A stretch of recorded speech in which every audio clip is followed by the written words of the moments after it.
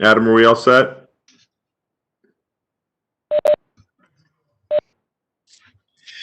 Good evening and welcome to the June 8th, 2020 meeting of the Goffstown Select Board. This meeting is being conducted remotely via the WebEx platform.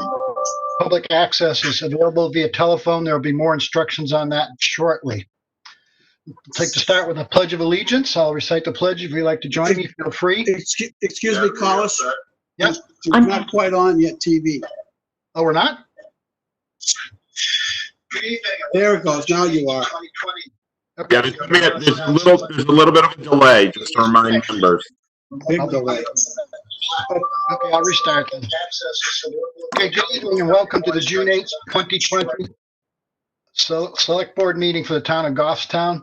This meeting is being conducted remotely via the WebEx platform. Public access will be available via telephone. There'll be more instructions on that briefly. I'd like to start with the Pledge of Allegiance. I'll start. You can join me if you'd like. I pledge allegiance to the flag of the United States of America and to the republic for which it stands, one nation, under God, indivisible, with liberty and justice for all. First thing I want to do is ask if there's any public comment at this time. There will be a second opportunity for public comment, probably somewhere around between 7 and 7:30. But is there anyone out there, Derek, that you see who would like to comment at this point?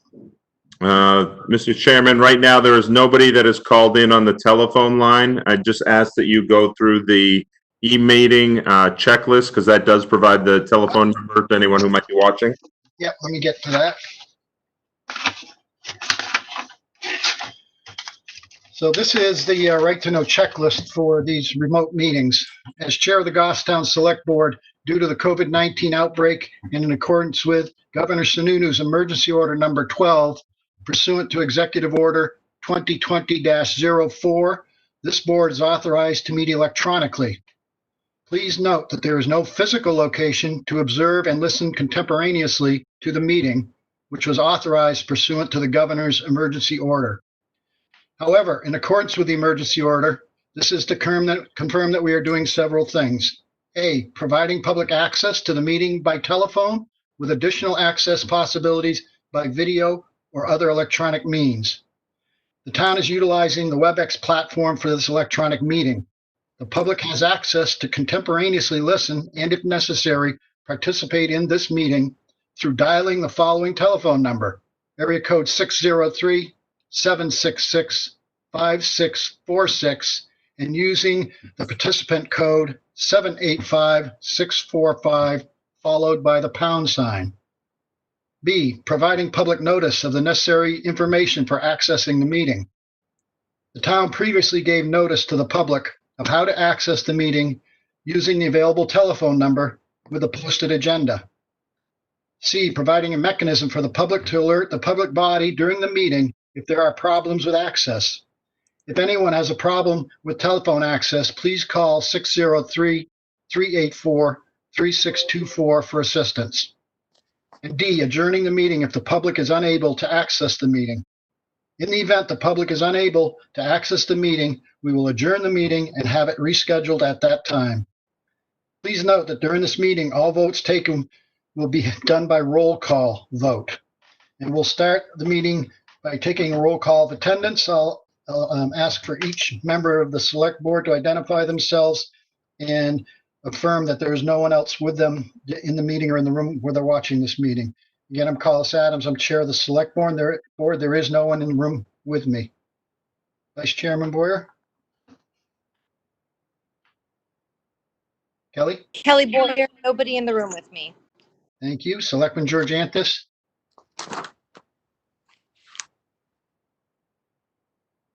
Peter? Peter?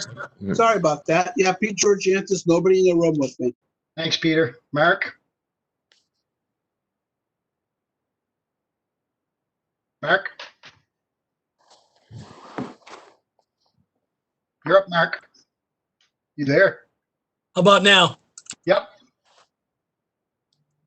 Anyone with you? Mark? By myself. I'm by myself. Okay, thank you. And Chet? Chet Bowen, and I'm the only one in the room. Thank you. All right, so let's get to the agenda. So I'll ask you at this point for the first public comment opportunity. Derek, is there anyone there now for public comment that you can see? No, Mr. Chairman, no one has called in. Okay. Next item of business is the acceptance and correction of the minutes from May 18th, 2020. They're public and non-public minutes from that meeting. I'll make the motion that we accept the minutes from 5/18/2020, public and non-public. Thank you. Motion made by Mark, Second, second by Peter. I'll take the roll. I vote yes. Kelly? Kelly, your vote on the minutes?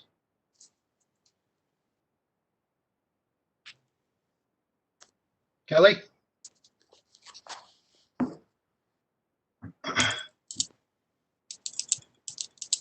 Kelly, can you hear us? Are you muted? We'll come back to Peter, yes. Mark, Yes, and Chet. Yes. Kelly, are you there now? All right, well, I'm going to consider the motion passed 4-0. Can you hear me now? Oh, I can hear you now, Kelly. Thank you. Sorry, my computer wouldn't let me unmute. Okay. I did actually have a correction. Sorry Okay. about being late. Hold on just a moment.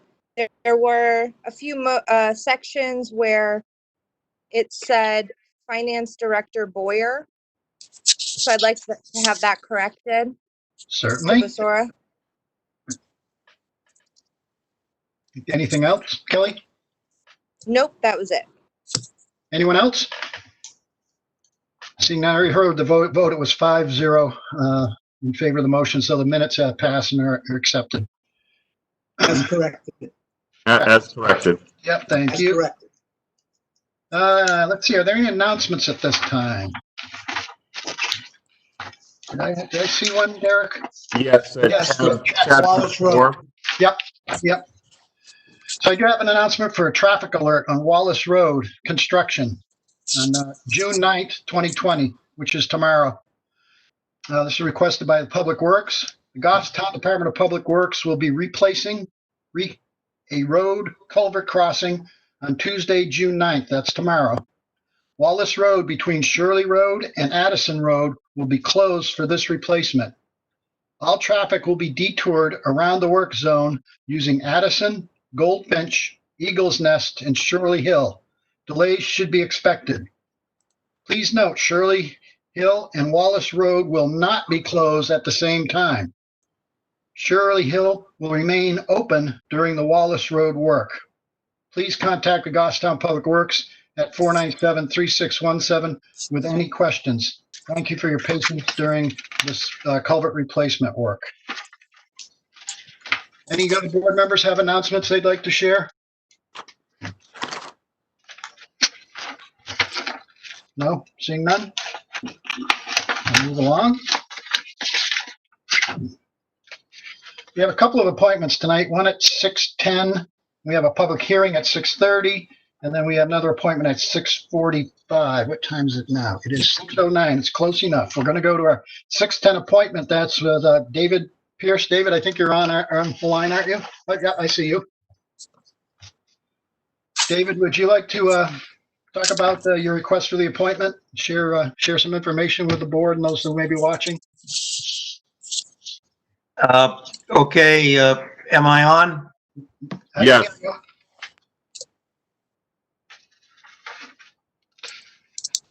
Thank you for putting me on the agenda. I was before the board almost exactly a year ago for the exact same question. I'm here this evening. At that time and tonight, I'm announcing that there's an opportunity for the Friends of the Rail Trail to apply for a 2021 recreational trails program grant.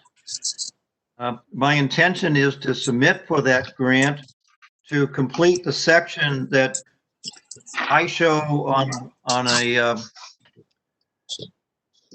view graph that Derek has as sections 6 and 7. Those are the ones within the county complex. Thank you, Derek. I see it on my screen now. Need a second?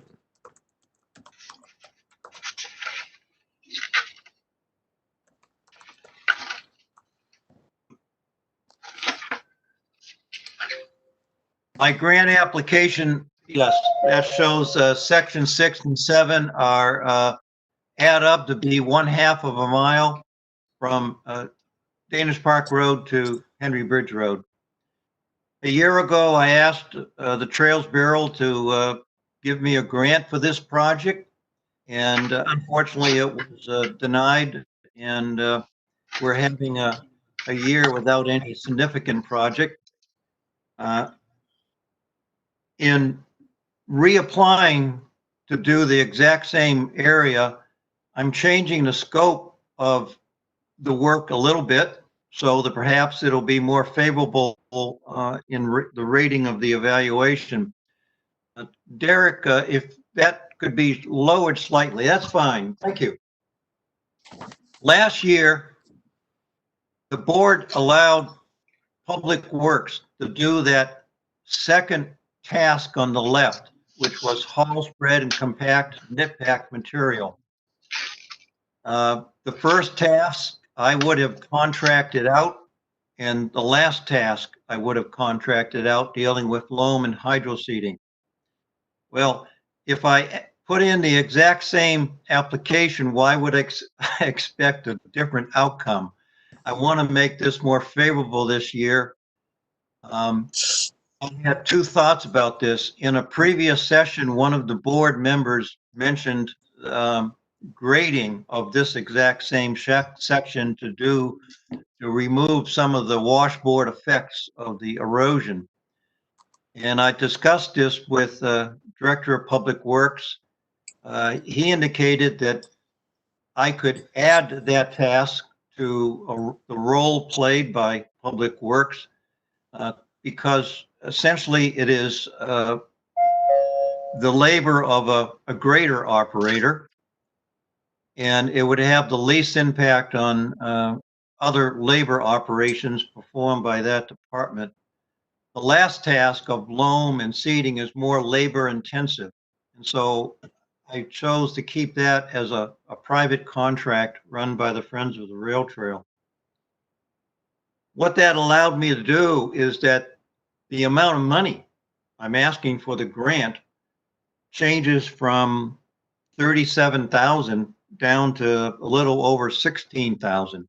It puts me in a much more favorable position that the grant will be approved and we can actually do a half-mile project next summer in 2021. So that's my request before you this evening. If the board would allow Public Works to participate in a half-mile project next summer. The Friends of the Rail Trail will ultimately use the $16,000 to run 4 contracts. One for the purchase of nip-pack, a rental of a roller if Public Works wants that, doesn't have that capability, I'm willing to rent it. And I will contract for loaming and hydro seeding. If any of my contracts have a cost overrun and the grant is not sufficient, my organization will totally cover any cost overrun. So essentially, I'm asking for the Public Works soft match of what would, when you add up the amortization of equipment and the labor, in my grant application, it adds up to $22,000 of a soft match. So that's my question before the board this evening. Would you allow Public Works to participate in this project? David, thank you for the overview. Derek, is Adam on? I don't see him. Is that, Yes, he is. he is? Hey, folks. I didn't want to steal David's thunder with my photo here. Don't worry. I guess my first question is this something that DPW can take on without affecting other projects and other work that's already scheduled to be done? A little bit of a loaded question, I guess. Of course, for the couple days that we'd be impacted, that's something else that a few staff members wouldn't be able to get done. I'm a lot more comfortable with this being next year, not this year. I'd feel the sweat dripping off my forehead if you were asking me to try to get this done here this summer. But I think it's always good to have one of these types of projects a year to kind of remain out in the community and help out the friends. Certainly they've done a lot for the town, so I think it'd be an important one to do if they were able to get the grant.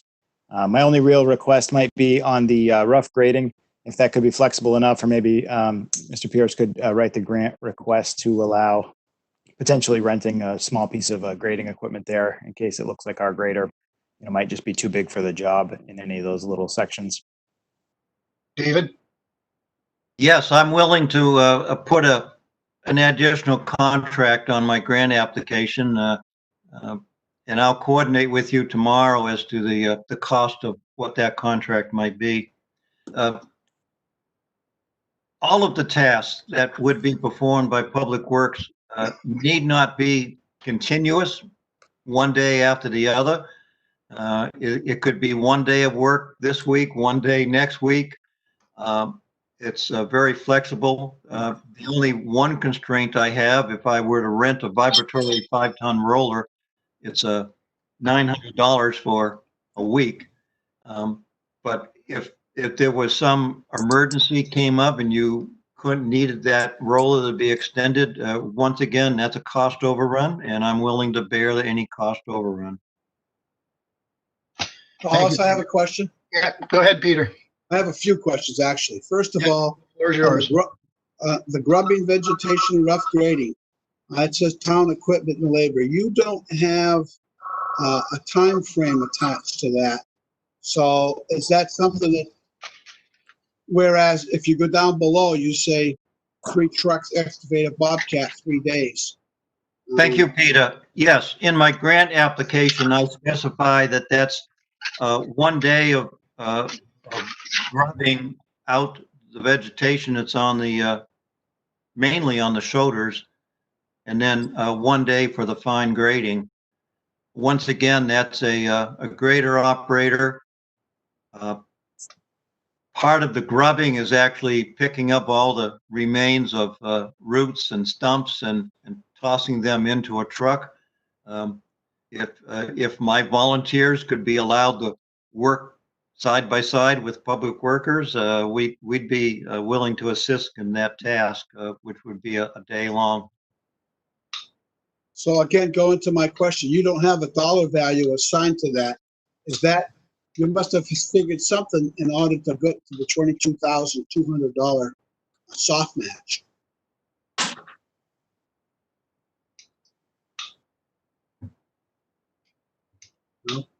David? I think Peter's asking about a dollar amount. It appears that Mr. Pierce fell off. He's got some bandwidth, so it might just be a moment till he gets back on. Okay.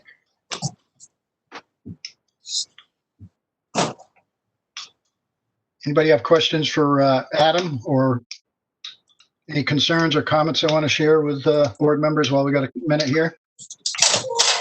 Peter, we'll get back to you as soon as David Yeah, comes well, back. I still have more questions for David. And then if you want to ask Adam, is that a good idea to commit ourselves to looking at least 3 days? It looks like now it's going to be either 4 or 5 days, actually, when you figure the day of grubbing vegetation and then another day of rough grading, and then 3 trucks, an excavator, and a Bobcat for 3 days. We're actually looking at 5 days, taking time out of the town. And if it's, I don't know how many people, but if you say it's just 2 people or 3 people, 3 trucks, you're going to need 3 people. An excavator, Bobcat, 2 more people. That's 5 people. That's that 1 day for 3 days. That's 15 days. And then you got at least 2 or 3 more days on the other thing. We're talking over a week of personnel working on that project. Would that be pretty close, Adam? I think you're pretty close. That's kind of what I was, back of the napkin myself. If there is some concern, I think the place we could probably most cost efficiently kind of trim that down would be on the trucking end, whether or not it's asking Neville or maybe Uncanonic or somebody else that might have a truck car driver available. We could chip away at some of that number too. That would be the tough day, I think, when we're going to have multiple trucks with a piece of equipment to load them. That's 3, 4, maybe 5 people on those days, those 3 days. So we can narrow that number down if there's a concern. That'd be where I would target. I just don't want to underestimate, that's all. If the project's more than that, it's more than that. Right. We certainly don't want to boondoggle. Yep, you still got the floor, Peter. You have other questions or? Not unless Concern? David's here. I'm interested to know, on all of these deals, there's always a cash match. What do they do for fundraising? Friends of the Goffstown Realtor, because I don't really see anything going on, but maybe there's something behind the lines that I don't know about. Maybe somebody else has that information. Dave, can you speak to that? I think I saw him come back. No? Maybe not. He's still off. I'm trying to get him to call in. Okay. Does anybody have any idea where that cash match comes from? Have you seen any fundraising from them? I personally have not. Okay. But that doesn't mean it's not happening. We really need to have David speak to that. Okay. Okay, we got a little quiet time. Anybody else? Any other board members with questions or comments or concerns?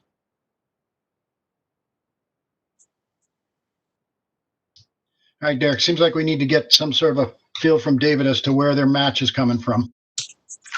Okay, we have a little bit of time, and I think we can reconnect with him when he comes back on. I did just call his telephone, and he did not pick up, and I resent him the meeting information as well as the call-in information so that he can call in either to the WebEx or to the conference line here at Town Hall. So if it's okay, maybe just put this on the table for a moment. Why don't we do that? What time is it? It's 6:23. So we've got a little bit of time. Why don't we do some of the administrators' report there? Okay, thank you very much. So if you go to tab 9, you'll see the committee meeting schedule.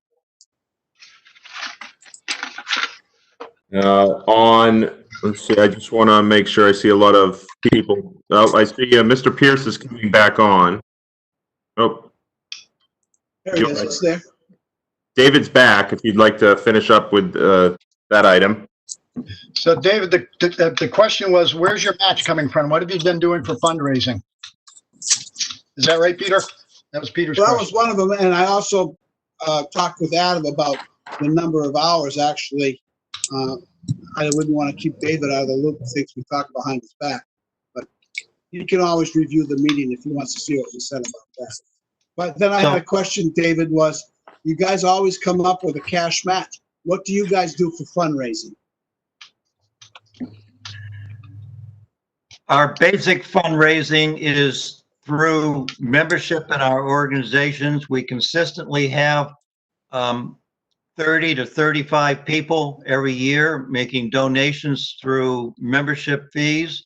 But more significantly, we have perhaps 4 organizations that contribute on the order of between $1,000 and $2,500. We're generally good for a $10,000 project out of our checkbook each year. That's my basic revenue in our organization is $10,000 a year.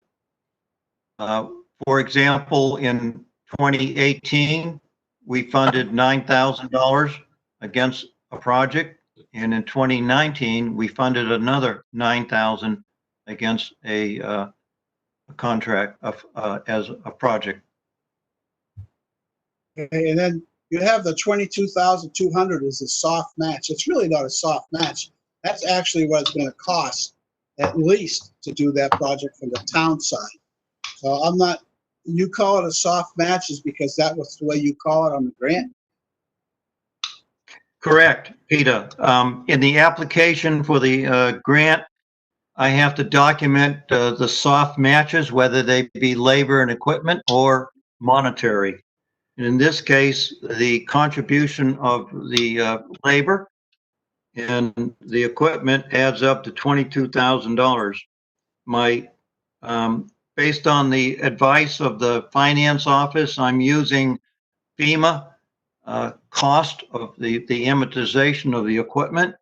And your finance office provides me the average benefit wages of the various skills of laborers Public Works would commit to this project, whether they be a truck driver, equipment operator, or a laborer. All right, thanks for the info. I'm good, Collis. Okay, thanks. Any other members of the board have questions for David on this item?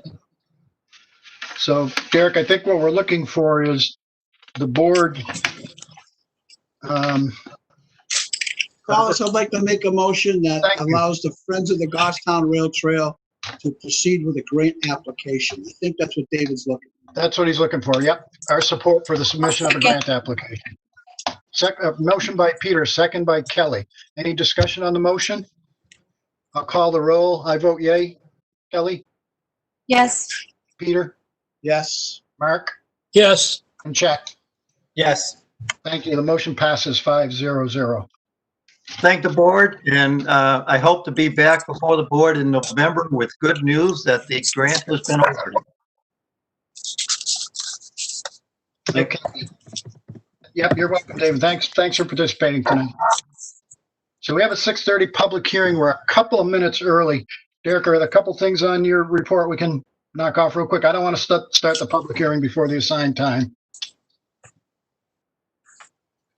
Yes, I can get into a few quick ones. Yeah. So at tab 9A, you have your committee meeting schedule for the next 2 weeks. Yeah. Tomorrow night at 6 PM, the Sewer Commission is meeting. I believe that is Selectman Bowen that covers them. I'll be there. Okay. On Thursday at 7 PM, the Planning Board is meeting. Yep, I'll be there. Next week, there's a little bit of change in the date of the meeting, but the Parks and Rec Committee is meeting Tuesday. They normally meet Wednesdays. We're meeting Tuesday of next week at 7 PM. Yeah, I'll be there. On Wednesday at 6:30 PM, the library trustees have a meeting. I'll be there. And then Thursday at 7 PM, CIP. I'll be at that one too. Thank you. And I think I can be able to squeeze the consent agenda in. Yeah, go ahead. Next page, we have employee status reports for lieutenant, paramedic, pay change, and also a stipend per the sidebar agreement that was signed at your last meeting. You have firefighter AEMT merit increase, and then a call firefighter discharge. You have rights to inter at Shirley Hill Cemetery, Section 3, Lot 84. You also have West Lawn expansion, Section W1, Lot 22. You have the public landowner permission form for the recreational trails program grant that was presented to you a few moments ago, for the Friends of the Goffstown Rail Trail. And then you also have a second-hand dealers and pawnbrokers license. This is number 1 for Powden's Jewelry. This is a renewal they do every spring. Thank you, Derek. Looking for a motion. Motion to approve the consent agenda as presented. Thank you, Peter. Motion by Peter, a second by Yep. Chet. Any discussion on the motion? Hearing none, I'll call the roll. I vote yes. Kelly? Yes. Thank you. Peter, Yes. Mark, Yes. and Chet. Yes. Thank you. Motion passes 5-0-0. Are we at 6:30? Yes, sir. We are at 6:30. Okay, let's see, where are we at? We're at our public hearing. It's on tab number 6. Yep, thank you.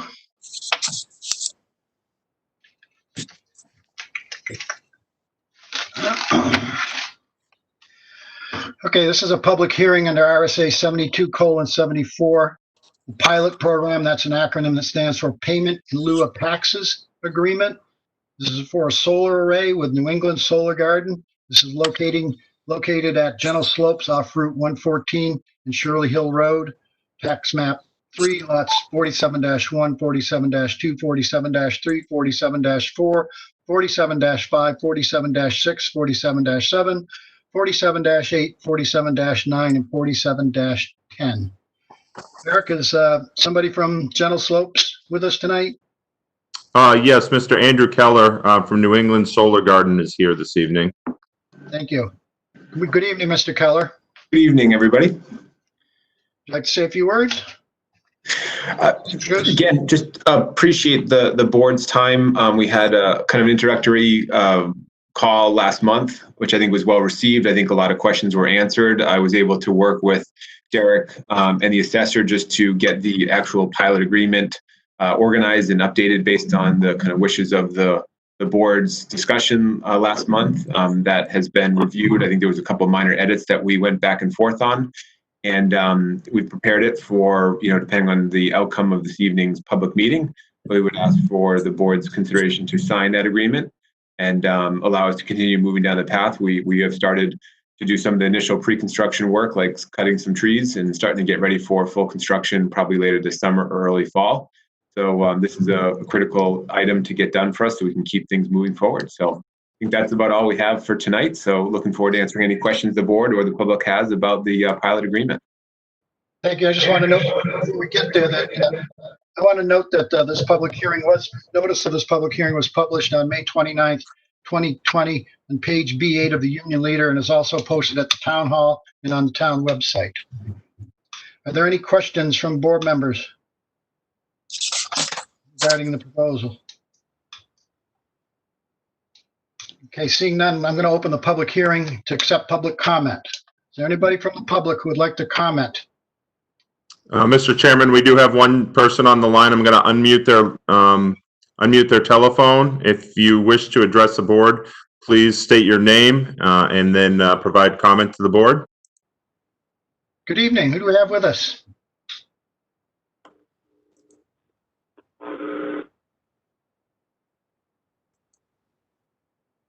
Caller ending in 4719, do you wish to address the board on the public comment for this public hearing?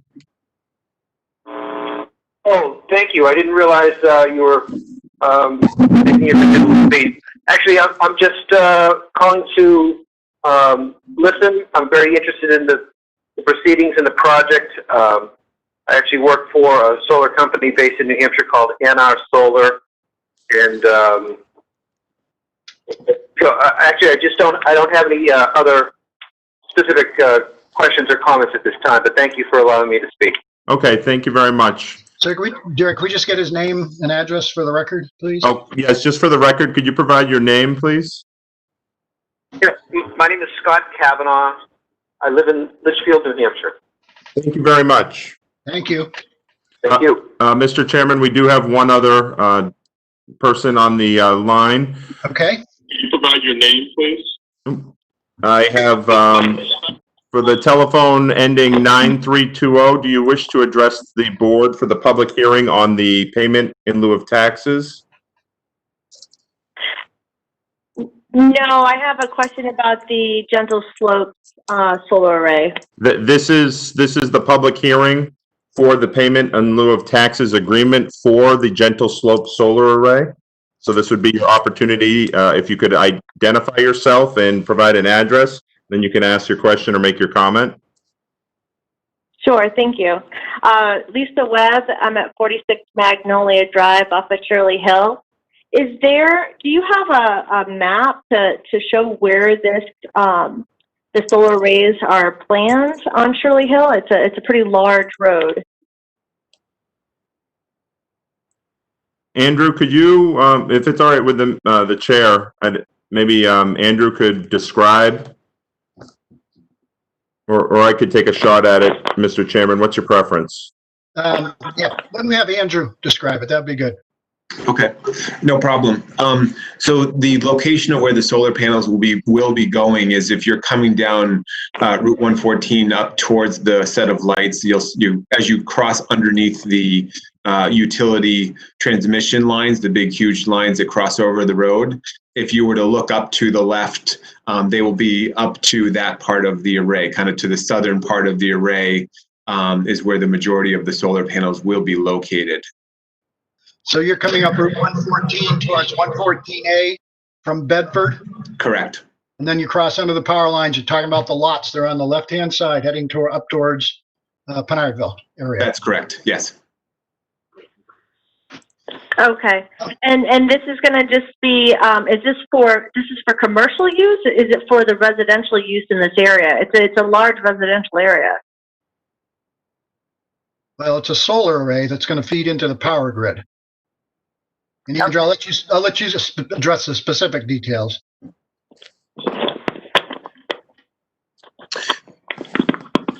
Yeah, I can speak to the program itself is under the state statute, which is called the Group Net Metering Program. So again, the intent of this project is it's what we consider a community solar project. So the power that is produced from the project does get shared with different what we call group members. That can be anybody in the state of New Hampshire that is within Eversource's utility service area. We typically do not, on this project, we don't typically offer to residential customers. Some of our other ones we do. This project is, at this point, because it's fully permitted, all of the offtake has already been subscribed to. It's one of the steps we do in the earlier stages of the process to make sure we can get our approvals. So it could be, a local business, it could be a local school or other town, for example, that could benefit from a discounted rate for their power. So it is a community-based program. This has already gone through the planning board process, so it's taking care of all of its planning and zoning requirements. It's fully approved to start construction. And again, this is just a conversation related to the taxation of the solar panels themselves. Right, thank you for all this information. This has already gone through that planning process, so you can contact our planning and zoning office, and they can direct you to where the maps are and various information relative to the project itself. Okay, thank you. Thank you. Is that? No further questions. Okay, well, thank you for participating. Appreciate it. Anyone else, Derek, that you see on the line, or anyone else? Those are the only two individuals that called in for public comment. All right. Well, since we don't have any other public comment, I'm going to close the public hearing on this matter. And I think we're ready to take a vote, are we not, Derek? Yes. Mr. Chair, can I just ask a quick question? Yes, Kelly, sure. Thank you. I see in the proposal that we just got that was updated that it does say 20-year. I just want to confirm that this is the final proposal based on our last conversation. Yes, this is the based off the board's discussion on May 18th. It was the pleasure of the board at that time to do a 20-year agreement for $4,500 per megawatt, and it's a 2 megawatt project. Is that it? That good, Kelly? You got any other questions or comments? I think Vice Chair Boyd. Oh, nope, she's back. Kelly, you all set? Do you have other comments or concerns? No, that's it. Thank you. Okay. So we're prepared to entertain a motion on this. I'll make the motion that we approve the payment in lieu of tax agreement with Gentle Slopes, New England Solar Garden located at Gentle Slopes. Thank you. I'll second. And a second by Kelly. Thank you, Kelly. Any discussion on the motion? Seeing none, I'll call the roll. I vote yes. Kelly? Yes. Peter? Yes. Mark? Yes. And Chet? Yes. The motion passes 5-0-0. Thank you. Next, I see an appointment at 6:45. What time is it? We're a little early for that appointment. Unless the... Mr. Chairman, Jennifer LeBlanc is on the WebEx call. I'll just say thank you to Mr. Keller of New England Solar Garden for providing the information for this evening. Yeah, Great. thank you, sir. Thank you, sir. We appreciate it. Thanks, everybody. Appreciate your help. Have a great night. You too. But Jennifer LeBlanc, representing 32 Main Street, is on the call. Is tab 7. Yes. Good evening. Good evening. The floor is yours. Excuse me? The floor is yours. This is a request for relief. Is that correct, under 79E, the community? 79E. Yes, this is correct. Okay. Could you explain what your project, what you're looking for, what the improvements are, where the property is, folks that are listening? The property that we just recently purchased is on 32 Main Street. It is the one that sits right on the bridge. It was in disrepair. The prior owners did little to maintain the property. Our plans are to rehab the exterior. We want to replace all the windows, update the siding on it, put an eyebrow over the front of it to match the building that appears to be attached to us. We're working on making sure that all the wiring is up to code in the building, and that all the mechanicals are in fully functioning condition. And the building currently has some businesses in it now at the ground floor, correct? Yes, there's 3 businesses on the first floor, and there's 2 residential tenants on the second floor. Okay, thank you for the explanation. Are there questions or comments? I'd like to make a comment. Okay, go ahead, Peter, please. Okay, so I've noticed that the 79E is a great program. And it does help entice people to improve a piece of property. And if we know it's a piece of property right next to the bridge, right on the bridge, there's 2 pieces there. Larry Brown owns one, and he did a bunch of improvements to his. And then the building next to it, between Larry Brown's and the river, was in a state of disrepair. And if anybody's gone by there, they have already put the brow on. They've done the siding. Looks like they're getting ready to do windows. This is the type of thing that 79E sponsors, and I'd be fully in support of continuing that program. This is a good project, and that was a piece of property that needed some renovations. Yeah, I agree with you, Peter. 79E has been used for a number of businesses down on Main Street, and it's really helped to improve certainly the character of our downtown area, so I fully support it as well. Are there other members of the board who'd like to comment? Mr. Chair, can I ask a question, please? Oh, Kelly. Thank you.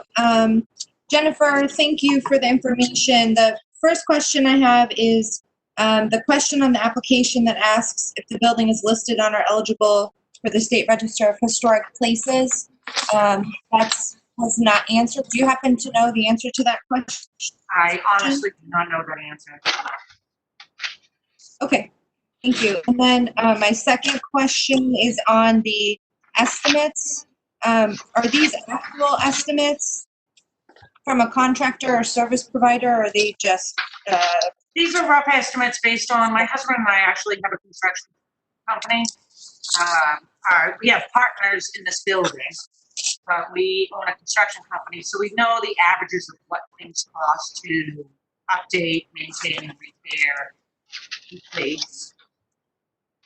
So we're basing these estimates off of history the last 30 years of being in business. Okay, so will you be doing some of the renovations yourself then with your contracting company? Yeah, we're doing most of the renovations ourselves. Some of them we've been subcontracted out. We have a few local contractors that we're bringing in to do some of the work. We're trying to keep most of the stuff local. Other questions from board members? Kelly, did you say yes? No, I said thank you. Okay, thank you. Anybody else on the board? What do we need to take for action tonight? I'd like to make a motion, we approve the 79E. Can I interrupt for a moment, please? Go right ahead. Sorry, Selectman Georgianis. 79E does require a public hearing. Okay, so we're just, We have passed the application through the assessor's office, the building inspector, and planning, and they've reviewed and we've provided those comments back to the applicant. I would propose that we schedule the required public hearing for the next meeting on June 22nd. I'll look at the schedule, probably around 6:30 as well, like we did this evening for the solar array. And then we would bring the decision matrix, and I will work with the applicant on the acceptable covenants. This applicant or these husband and wife did the Hall TV building that was Brown's Emporium, as well as it's going to be a barber shop, so they are aware of the covenants. So I will work with them to bring those for the public hearing on the 22nd. okay, so looking for a motion to, So going back to my motion, I would approve this project to go forward to the public hearing. Thank you. I'll second that. okay. And second by Chet, I believe it was. Yes. Any discussion on the motion? Motion is to move forward with scheduling a public hearing on June 22nd. Call the roll. I vote yes. Kelly? Yes. Peter? Yes? Mark? Yes. And Chet? Yes. Thank you. The motion passes 500. Next on the agenda is the fire chief. Well, thank you very much, Mrs. LeBlanc. I'll be in touch with you. Thank you, ma'am. Okay, thank you very much. You all have a nice evening. Thank you, you too. Yep, bye.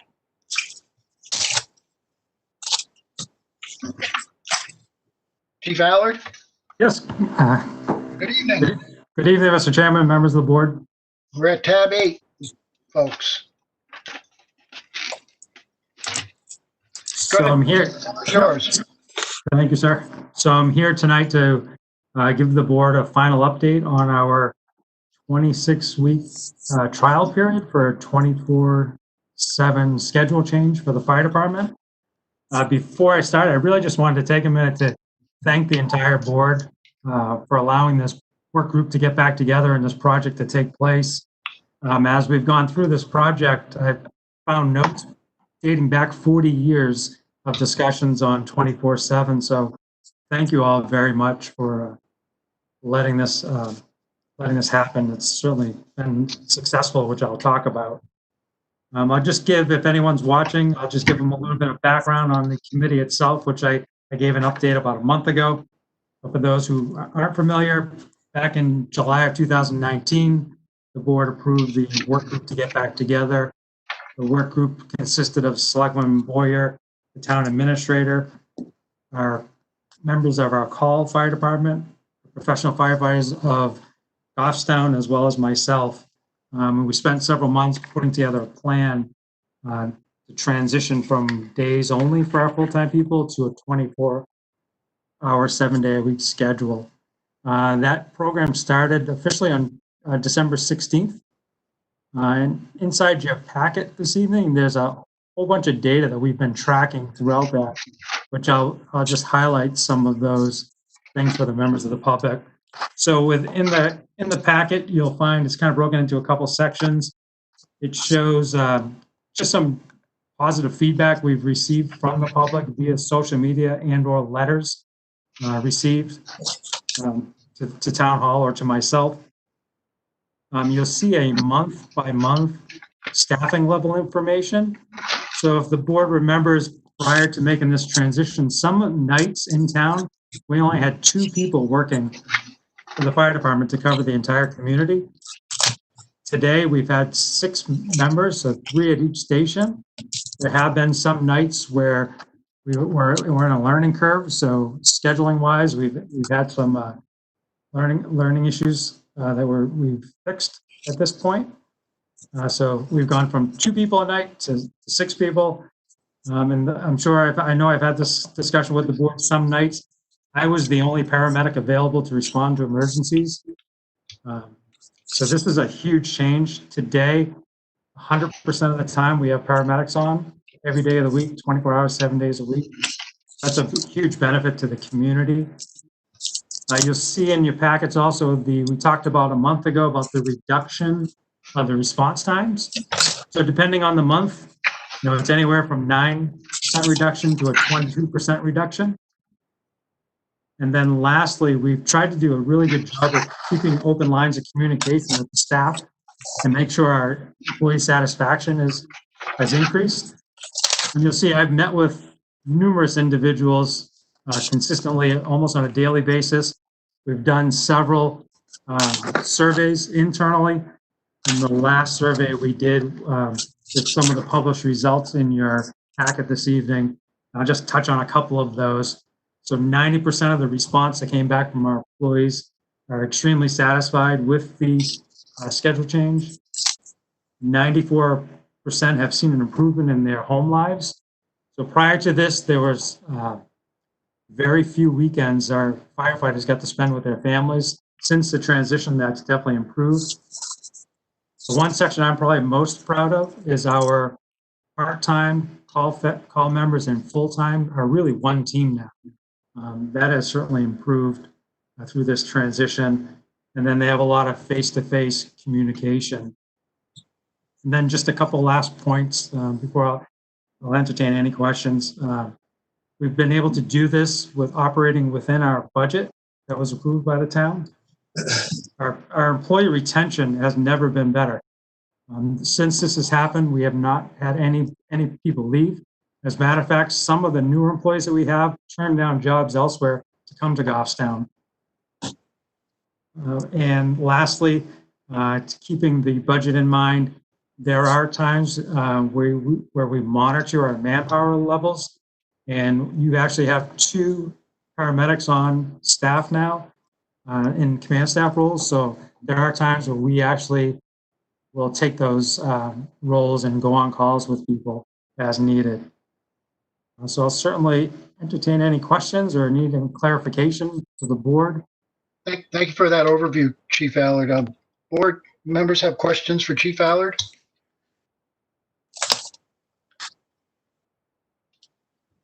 Peter, I think you're on mute. Anybody? I got a couple. Yeah, I got a couple. Okay, Peter, go ahead. Floor is yours. Okay, Chief, quite a few months ago, when you were having problems with paramedics, we came up with a different plan to entice them. And at that time, I'm pretty sure you said that plan was working. And we are also doing a lot of calls into neighbors, especially Manchester. Now, you've adjusted that, haven't you? Yeah, absolutely. Thank you for your question. So yeah, we did make an adjustment to entice some of those paramedics, and those people are still here. So in addition to our full-time members, and as far as the mutual aid calls to Manchester, yeah, I did make an adjustments operationally to reduce some of those calls into the city. So how did that reduce our calls overall? Do you know? With regards to mutual aid number calls? Yes. Yeah, I don't have an exact number for you. I did look at how many calls we do on a month-to-month basis with regards to how many mutual calls we go on versus how many receive. It's really close to a 1-to-1 ratio, and I'll be happy to send that to you. Okay. So the paramedic deal that we made out when we started looking, change our rate of pay, that worked out for us. So that now is contributing to the full-time 24/7 force? Or Absolutely. are those people included in that 24/7? So they are included. If you remember, we have 4 full-time people working 24/7, and then we augment that with 2 part-time people to get us to the 6th number. So in those 2 part-time positions, there are paramedics in there. All right, thank you. That's all I wanted. That's all you have, Peter? Yep. Okay. Any other members of the board? Questions for Chief Allard? Nope. Mr. Chair, I'd like to make a motion. Please go ahead, Chet. I'd make a motion to move forward with transition to a long-term 24/7 schedule at the fire department, subject to negotiating a mutually agreeable schedule in the form of a sidebar agreement on this issue only, in accordance with Article 14.3.3 of the current CBA between the town and the professional firefighters of Goffstown. I'll second that. Thank you for the motion, Chet, and thank you for the second, Peter. Any discussion on the motion? I would, No. Mr. Chairman, Yep, go ahead. I would hope that Selectman Lemay would recuse himself, as he is a part-time firefighter there. I am. Thank you, Mark. Okay, I'm gonna call the roll on the motion then. I vote yes. Kelly? Yes. Peter? Yes. Mark? Abstained. Thank you. Where did I leave off? Chet? Yes. Thank you. Motion passes 4-0, one abstention. Thank you all very much. Yep, thank you, Chief. Thank you for the good work. Thank all of your staff and for all the good work they've done to bring these numbers down and provide good service to the town and its citizens. Appreciate it. You're very welcome. I'll make sure they know. Thank you.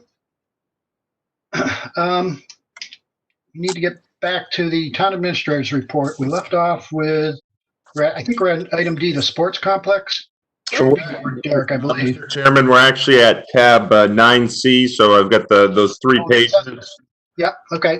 So Thank if you you. go to the last page of that, tab 9, assessor's recommendations. The town assessor recommends the following. This is report of timber cut and timber tax warrant for map 4, lot 44, map 10, lot 24, map 5, lot 70, map 1, lot 15-2, map 8, lot 58, and map 4, lot 50. Thank you, Derek.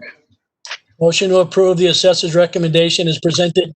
Motion made by Second. Mark, second by Peter. Any discussion on the motion? I'll call the roll. I vote yes. Kelly? Yes. Peter? Yes. Mark? Yes. And Chet? Yes. Thank you. Next is item D now, the Sports Complex Tree Bid Award. Yes, you have a recommendation from the Department of Public Works, Eric Gustafson, the engineering technician. You may recall about a month ago, maybe a little bit more, they put out bids for the trees plantings as well as the berm there. There were, if you go to the next page, they received 4 timely bids. There was one bid that came in after the timeline. They contacted us by email a few minutes before it started, and we do not allow email submission. So they did drive it up and drop it off. So we have not opened those, but DPW and Parks and Rec, as well as the Parks and Rec Commission, are recommending awarding the bid to Knott's Land Care.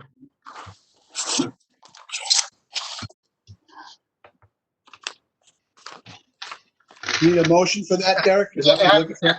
Adam, do you have anything you want to add to it? Adam? I think Derek got the high points pretty well. Eric did perform some background checks with some clients of Knott's, and they had good reviews. And from what little I know of the company, they've had good reviews too. So Great. I'll make did the come in under motion. budget. I'll make the motion, we approve the contract to Knott's Land Care to install the trees. I'll second. Motion by Peter, second by Kelly. Any discussion on that motion? Do a roll call. I vote yes. Kelly? Yes. Peter? Yes. Mark? Yes. And Chet? Yes. Motion passes 5-0-0. I'm impressed nobody slipped and referred to it as Knott's Landing, but that was very good. Because I did it more than once. Okay, next is Tab 9E. 9E. Yep.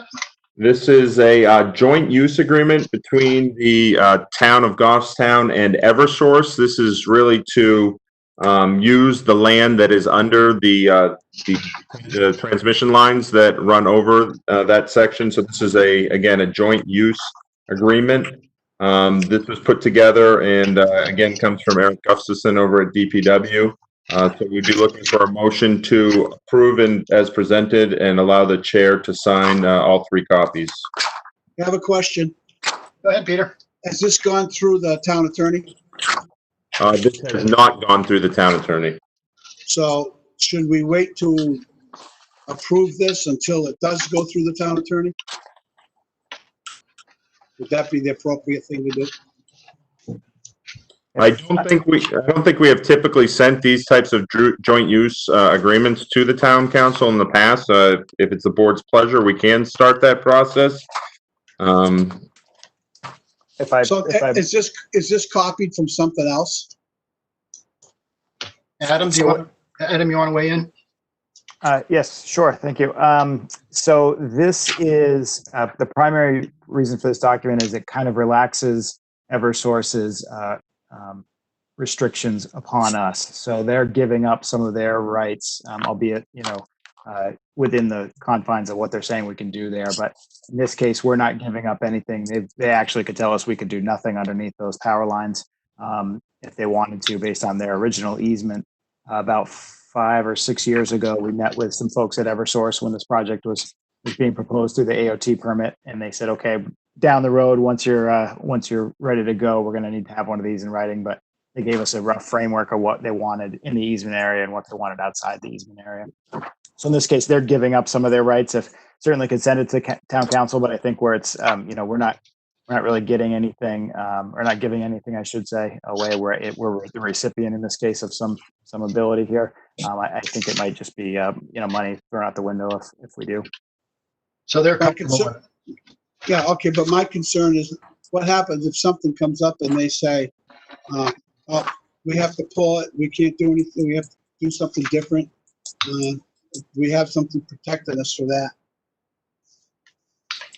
It's a fair point. One of the big things that they are restricting us is no permanent structures. I think the biggest concern would be is if down the road they say for some reason we couldn't have a parking area there. That's the biggest encroachment on our behalf.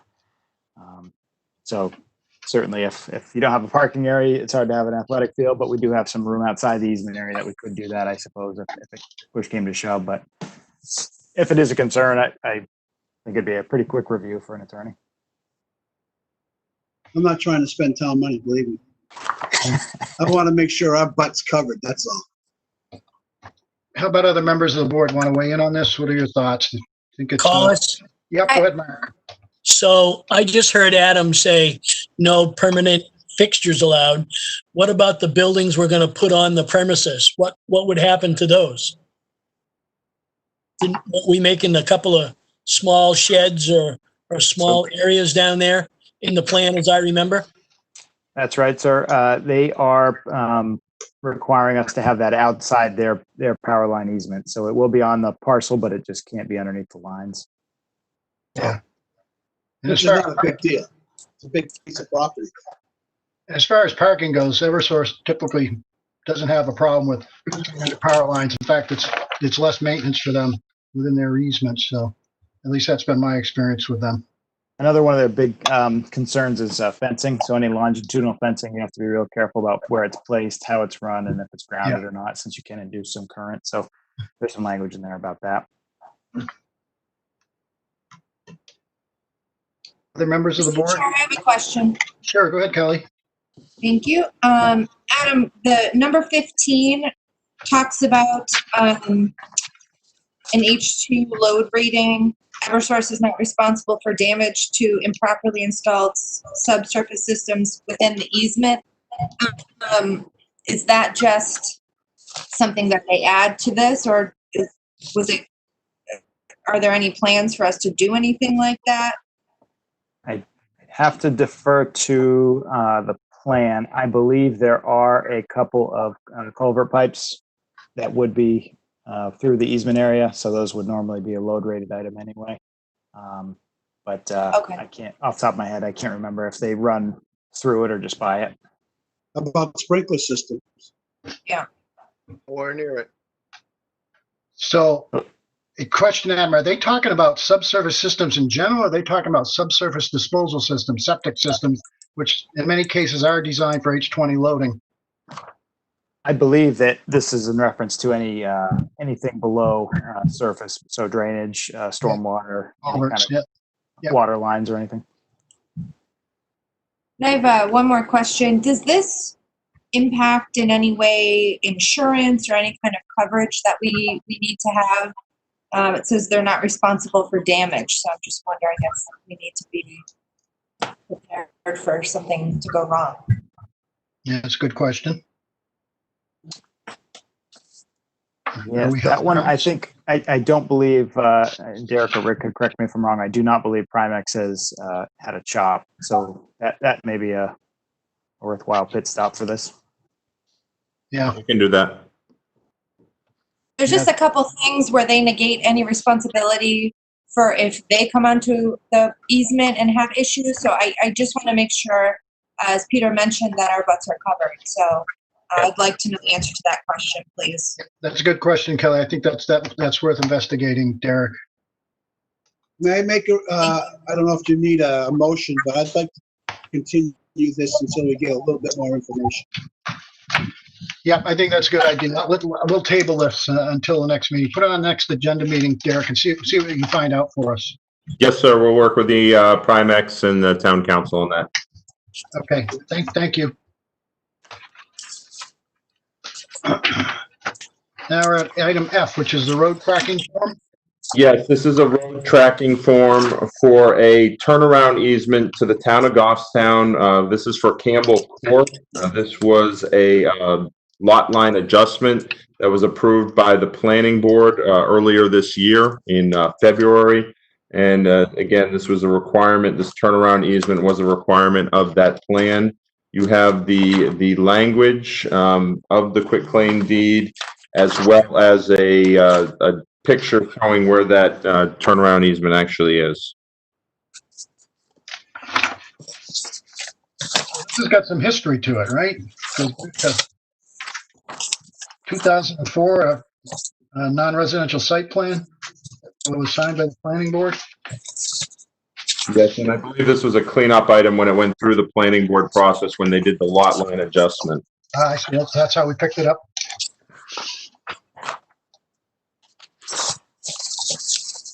There was the lot line adjustment was to incorporate more of the garage, I believe, or that building where it wasn't before, and then we required a turnaround in there, so. I think it's all set, right?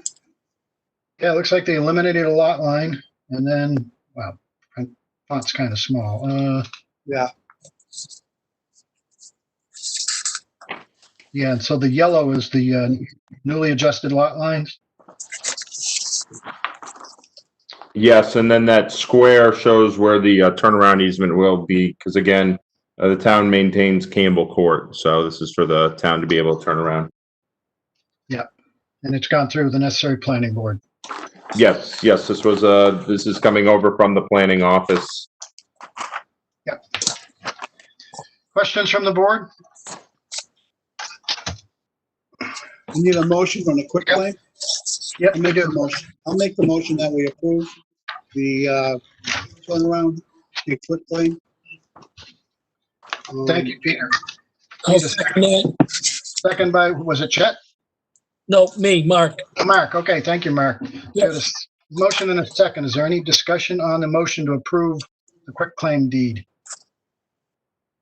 Seeing none, I'll call the roll. I vote yes. Kelly? Yes. Peter? Yes. Mark? Yes. And Chet? Yes. Thank you. The motion passes 5-0-0. Next. 9G, you have another road tracking form. This is for a temporary license and indemnification agreement between the town and McDonald's. McDonald's is revamping their site, and they have gone to the planning board and got all the necessary approvals. They wanted to connect a concrete ADA sidewalk from their parking lot to provide access into the building, and it goes through the town right of way. So again, this has been through the planning board and was approved as part of their site plan review. And this would be a temporary improvement if the town need to remove it within the town right of way. Thank you. Questions for Derek on this item? This is a temporary license. Make a motion, we approve. I'll second. Temporary license and indemnification agreement between the town of Goffstown and McDonald's USA. Motion was by Peter and a second by Chet. Did I have that Yep. right? Yep. Thank you. I think, and the chairman will be signing that, Derek? Yes, actually, the entire board Yep. will sign that. So what I will do is I can send that out electronically for everyone to sign. Any further discussion? Seeing none, I'll call the roll. I vote yes. Kelly? Yes. Peter? Yes. Mark? Yes. And Chet? Yes. Motion passes 500. Thank you. And then, The last item under the town administrator's report is a recommendation from the finance director on a tax anticipation note. And I'll let Danielle speak to that. that's 9H, right? Yep. Yep. Danielle, floor is yours. Good evening, everyone. Good evening. I'm here to discuss the potential need for a tax anticipation note. This is something that the town of Goffstown has not had to ever take out. It would be a short-term bond if needed for cash flow purposes to maintain operations and meet the obligations of the town, as well as those other groups that the town collects taxes on behalf of, such as the school. This tax anticipation note is something that I'm looking for approval to move forward on if it is needed. The recommendation I have before you tonight is for essentially a tax anticipation note line of credit, which would mean that the town would be allowed to borrow up to a set amount. I have listed or recommended that amount to be 5 million, not to exceed 5 million. And that would be something that we would be able to draw on if needed to meet the cash flow and then repay when taxes come in. At this point in time, there's a lot of variables and questions around the unknown factors that were presented with COVID, with so much of the population being out of work. It's not something that we've ever encountered before, and typically we're able to use our investment account or the funds that were held from previous collections until we collect the new round of taxes. However, that account gets very low this time of year while we're waiting for revenues to come in. And the concern was that if the revenues do not come in as they normally do, if they're delayed even by a month or two, we could be in a difficult position cash-wise. So that is what you see before you here, and I'm available to answer any questions or elaborate on anything that you see in your packet. I have questions. So Danielle, I see 4 options that are listed. Can you just touch on those quickly? Sure. The bank that we were looking to use, so we discussed with the 3 local banks in town, and the bank that we're recommending has provided 4 different options. Their options are primarily whether or not we were to get a tax exempt note or a note that would be subject to taxes. Now, the town does not pay taxes, so this is whether or not the bank would be subject to pay taxes on any interest they collect from us. And so there are different rates that you see based on whether or not they can get that exemption from the IRS, and that is based on what the town's legal counsel provides in their legal opinion, which they have to write in order for the bank to accept a tax anticipation note. So those are really the 4 different rates you're seeing there are interest rates based on how much we take out, whether we take out a lump sum or whether we take out the line of credit, and whether or not that borrowing would be subject to taxes. Peter, did I hear you? Yeah, first of all, we have borrowed money before for this purpose. It wasn't, we got it from the sewer department, and we borrowed it from them. And I don't know what their financial situation is now, but we have borrowed money for this situation before. I don't think we called it a pan, but we did borrow money. And I think if it's available, we should hit that up again. And then, Danielle, it says that the cost could possibly be offset with the Gopher funds, or Gopher grant. Now, when you say the cost, is that just the cost that's associated with the document fees or also the interest? Yes, so to address both those items, yes, the town did borrow once. When I stated that the town is not borrowed under a TAN, that was specifically because we did not use the provisions under RSA 33.7, which is the tax anticipation note RSAs. So that is something that would be new. The borrowing that happened with the sewer commission could be an option. However, we would have to discuss that with them and their planned liquidity and projects. They do not have an excess of funds as far as that would be able to necessarily match the in and out needs of a TAN revolving account. But that would be something we could discuss further with the commission if you'd like to explore it. As for the costs, it's all of the costs associated with the TAN. So if there's any document fees, any legal fees needed to get the legal opinion, as well as any interest amounts, those would all be covered by the Gopher funds if we were to borrow funds under a TAN and needed to return, the monies back once we collect the taxes.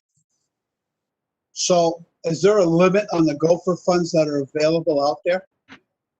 The limit is the total amount that was assigned. I'm sure you recall a few weeks back, the board had voted to accept the funds. The amount accepted on behalf of the town was around $430,000. And we have through the end of August to submit reimbursement against those funds. So if the TAN were to be borrowed in October, we would not necessarily have the ability to repay that through the Gopher funds. And how much of the Gopher funds have been assigned so far of that 430,000? We have not yet made our submission to Gopher. However, what we have collected and gathered together is less than 100,000 that we're looking to submit to Gopher. A lot of it depends on whether or not funding comes through under the FEMA public assistance grant. If it does, then only 25% of the public assistance monies can be submitted to Gopher. So as of right now, the amounts we're looking to submit to Gopher just under 100,000. So just to summarize what you said, if we were to borrow that money, technically with Gopher, it wouldn't cost us anything. Is that correct? That's correct. Yes. Okay. Well, then it's pretty simple for me. If that's in fact going to happen. And my proposal was to go with the line of credit option because it can take some time to get this in place with the legal needs as well as the needs that we have to meet for the financial institution. And if taxes come in like normal and we don't need to take it out, then we don't have to spend anything. And therefore we wouldn't be wasting those Gopher funds. However, since it does take a few weeks to get everything in place, the concern was if we wait until July and then we need to start the process, we may be, too late or be running short on time in order to get those funds borrowed and reimbursed. And this isn't just tax funds you're talking about, it's also fee funds that we have through the tax clerk's office. That's correct. Town clerk's office. Yes, that's correct. Any revenues that the town would normally collect, if we are short and in need of the cash flow, we could borrow against this account and then repay it when those funds come in, whether it's funds from grants, funds from the state, funds from taxes is the biggest one, or revenues from departments. I don't want to put you on the spot, but off the top of your head, do you know approximately how much or how far behind we are in collecting fees? So at this point in time, we're actually doing pretty well. The town clerk's office was a little lower than the projected amount since March due to the withholding of the processing for new vehicles. However, that has been catching up. And our tax collections, we've only seen about 1 week of tax collections. And at this point, it's only short by about $20,000 of where we were last year. So if it continues at that pace, which we would consider to be our normal collection rate, then there wouldn't be a need for the line of credit and we wouldn't actually go through with the closing or borrow the funds. But if it's slows down, if people are unable to make those payments that normally come in later in June or July, that's where we'd start to see the gap and we could get into trouble later in the summer. Okay, thank you. And I would have a question for Derek also, if I could. Go ahead, Peter. Derek, you wouldn't anticipate using any of this money, because you had talked about, or the board had talked about, cutting some things out of CIP in order to make up. Would we still consider that, or is that, if we borrow this money, it's carte blanche again? No, I think the only purpose for a tax anticipation note is really a cash flow to get us through when we have low cash flow. Because again, we collect on behalf of the town as well as the county and the school. So the school does have payments that they have to make in July and August. So they will be, we do disperse to them in July and August. So this is not, whether you authorize this or not, this does not impact how much the town actually spends of its annual appropriation. It's really to allow us to have sufficient cash flow to pay our bills and to disperse to the school. The county, we don't disperse till December. But the numbers sound encouraging, at least to this point. Oh, absolutely. Yes, right now, yes, the town clerk is, the last couple of months have been down, but when Danielle and I estimated those revenues last year with Kathy Ball, those are very conservative estimates. So we are right at where we should be for 5 months of the year. One more thing, Derek. When you take a TAN, does that affect your bond rating? Well, the town doesn't currently have its own bond rating. We go through the municipal bond bank. And maybe Danielle, I know Danielle knows a lot more about that than I do, but we don't get our own bond rating like Manchester or maybe Bedford does. We participate in more of a group effort when we need to bond. Traditionally, Goffstown has gone through the New Hampshire Municipal Bond Bank.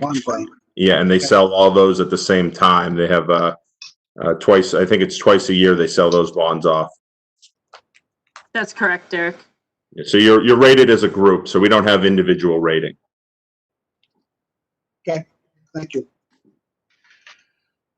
Others on the board, comments or questions? Mr. Chair, I have a few questions, please. Go ahead, Kelly. Thank you.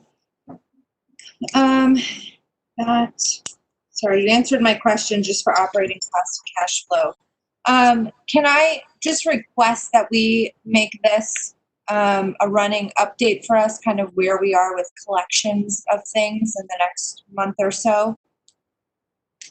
Yes. I Yes, think we it's a will good do that. idea that we keep close tabs on Thank you. the. Yeah, because I mean, I do think this is a good idea. We're applying for the anticipation of the note, but as we need to go in, and please correct me if I'm wrong, you would come to us and request that we take out a specific amount, or is this to give then the finance director, the town administrator, the ability to just take an amount if we were to be approved? I just want to know the logistics of how this would work. Would you come to us and request it? If so, I want to be kept up to date as much as possible as to where our cash flow is weekly or whatnot. So I can speak to that if you'd like. The attorney has recommended, so the motion you received this afternoon does authorize the finance director and the town administrator to take the action as needed for the withdrawals against the note up to the $5 million credit limit. And we envision that if that were to occur, if that motion were to go forward, that's really just for ease of operations.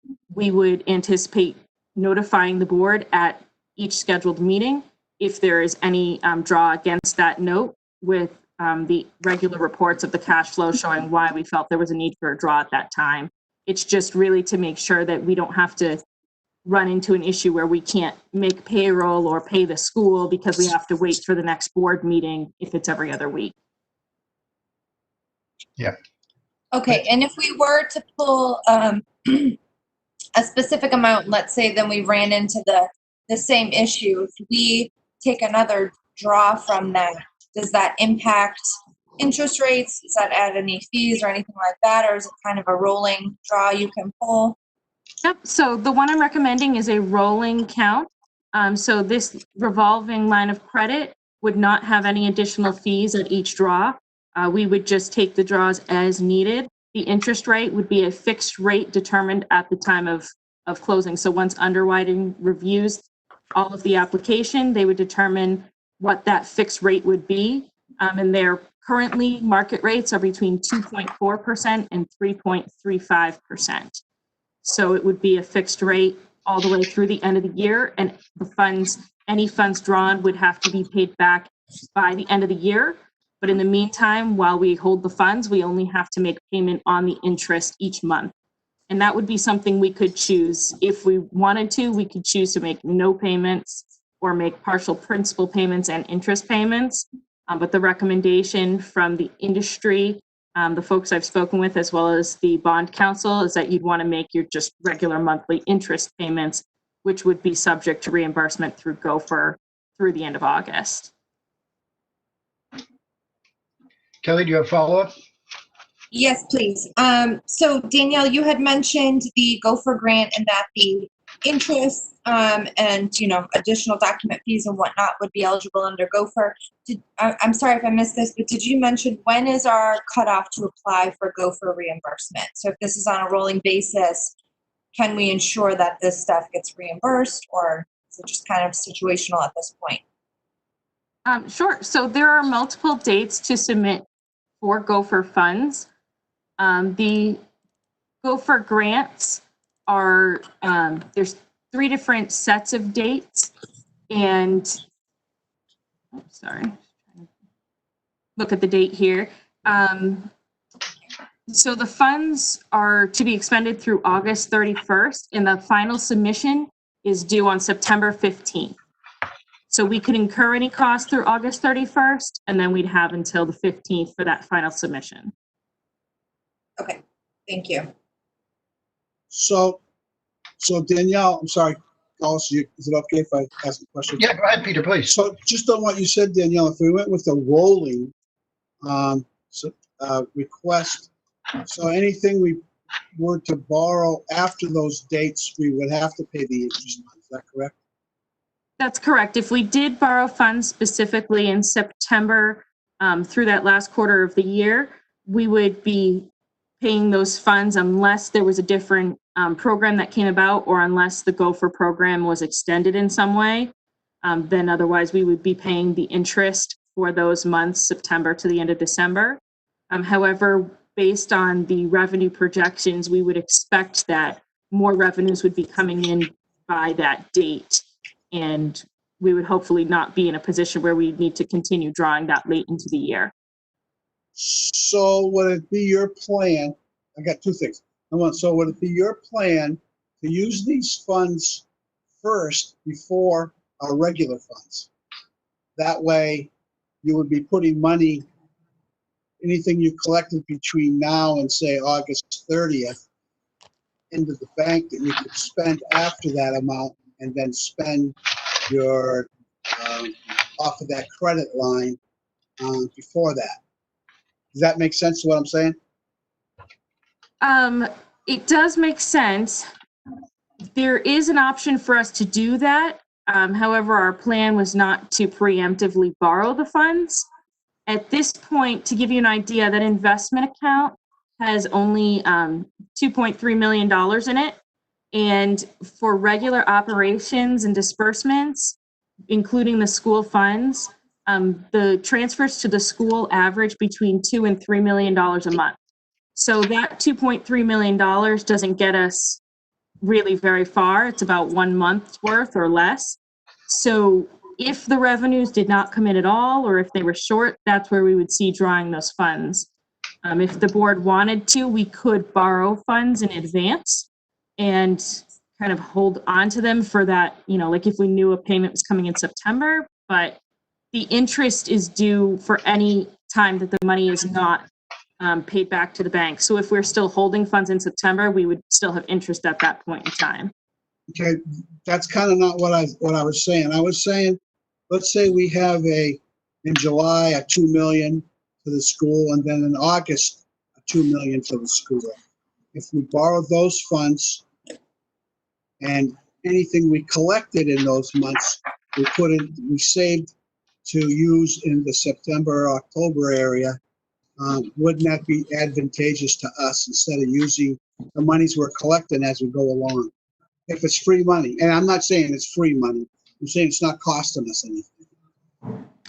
So again, what it comes down to is when the funds are repaid. So if we had borrowed money and we didn't repay it back to the bank by August 31st, we would still be paying interest on those funds. So even if we borrow the 2 million in July and then we collect 2 million and we don't pay it back to the bank until September, we're just paying that interest in July and August until we repay them in September.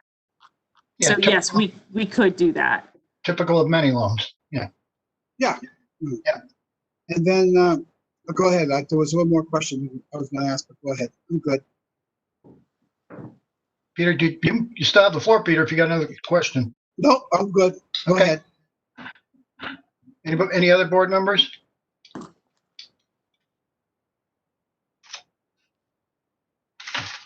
Somebody prepared to make a motion?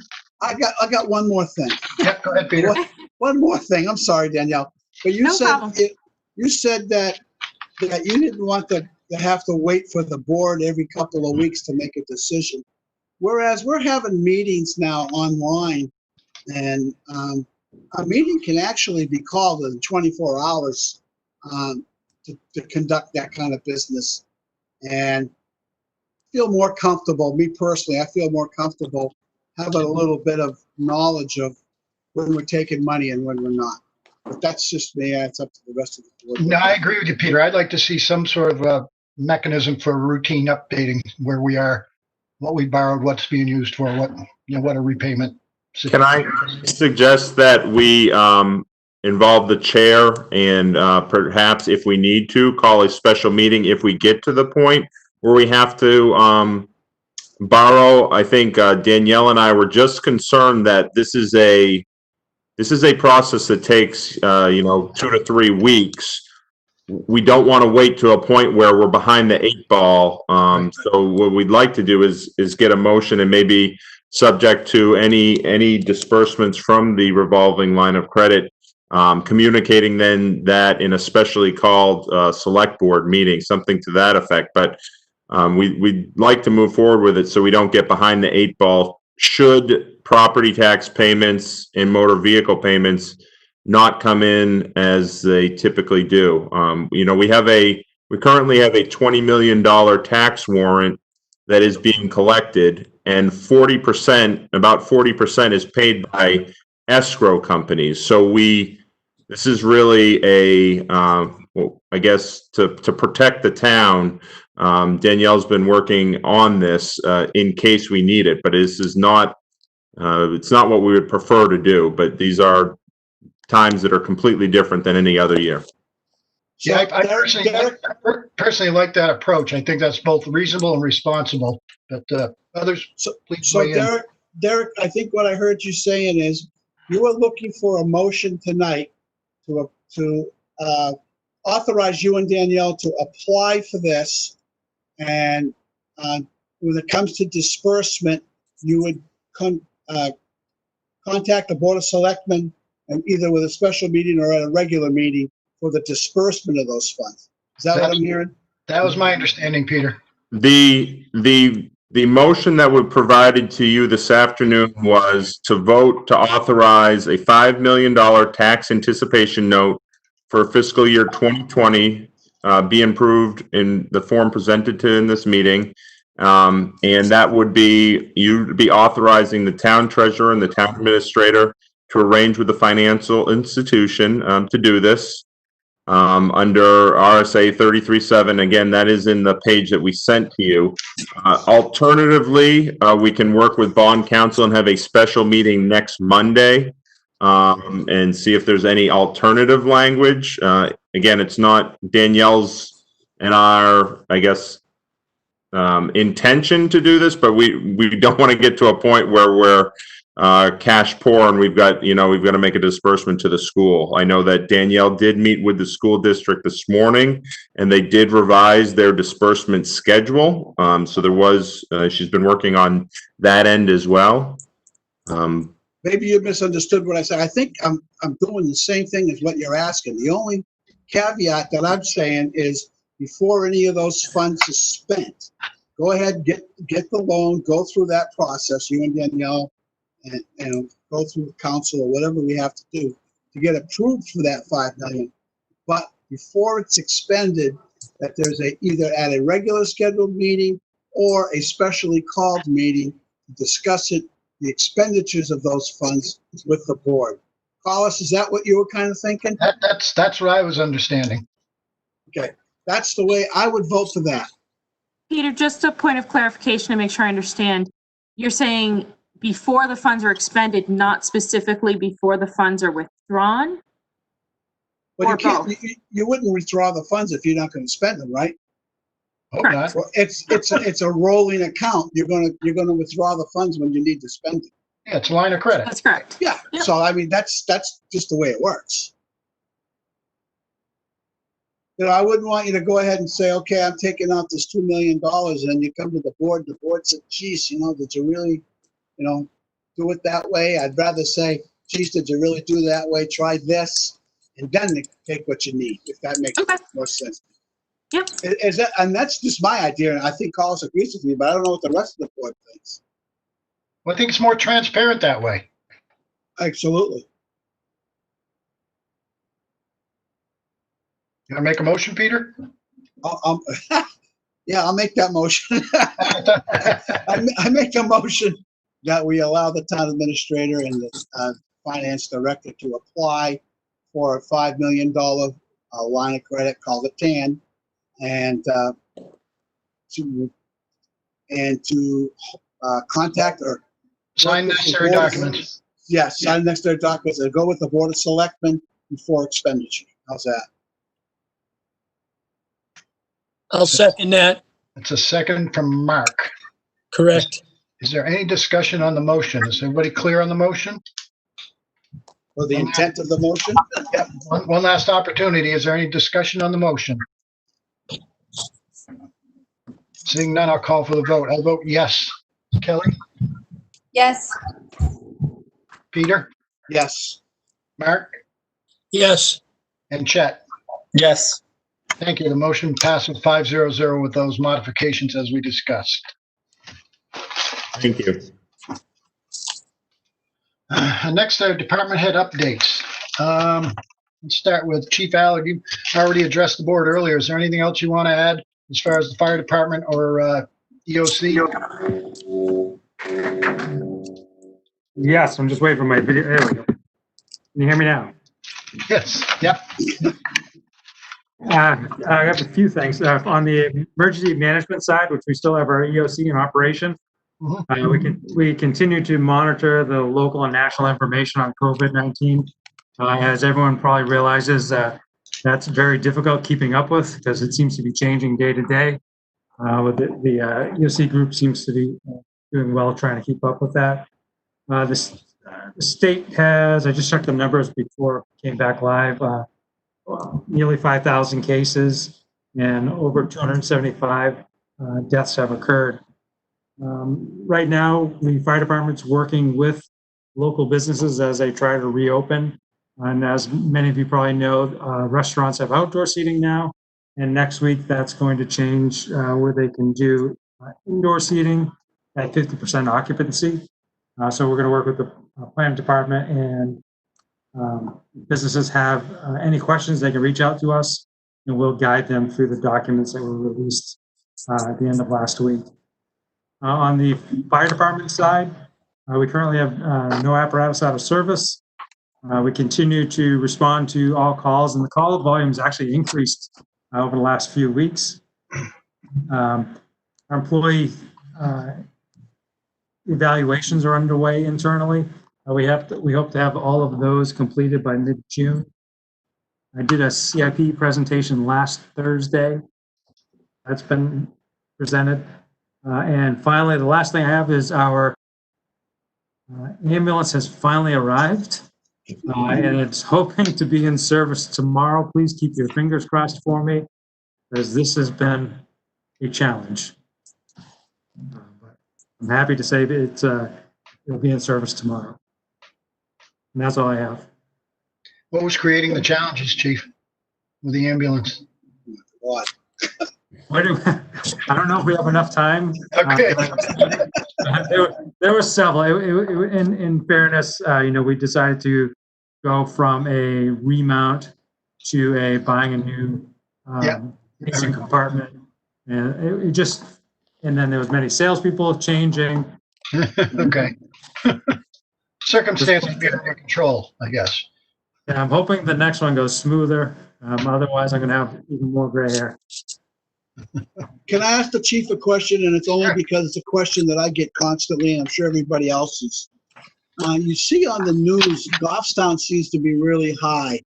And I don't know if you get to see those, if you see those numbers. Those change again every day. Is it mainly the county farm that's causing Goffstown's numbers to be so high? I shouldn't say county farm. I'm an old-time resident. The Hillsborough County Nursing Home.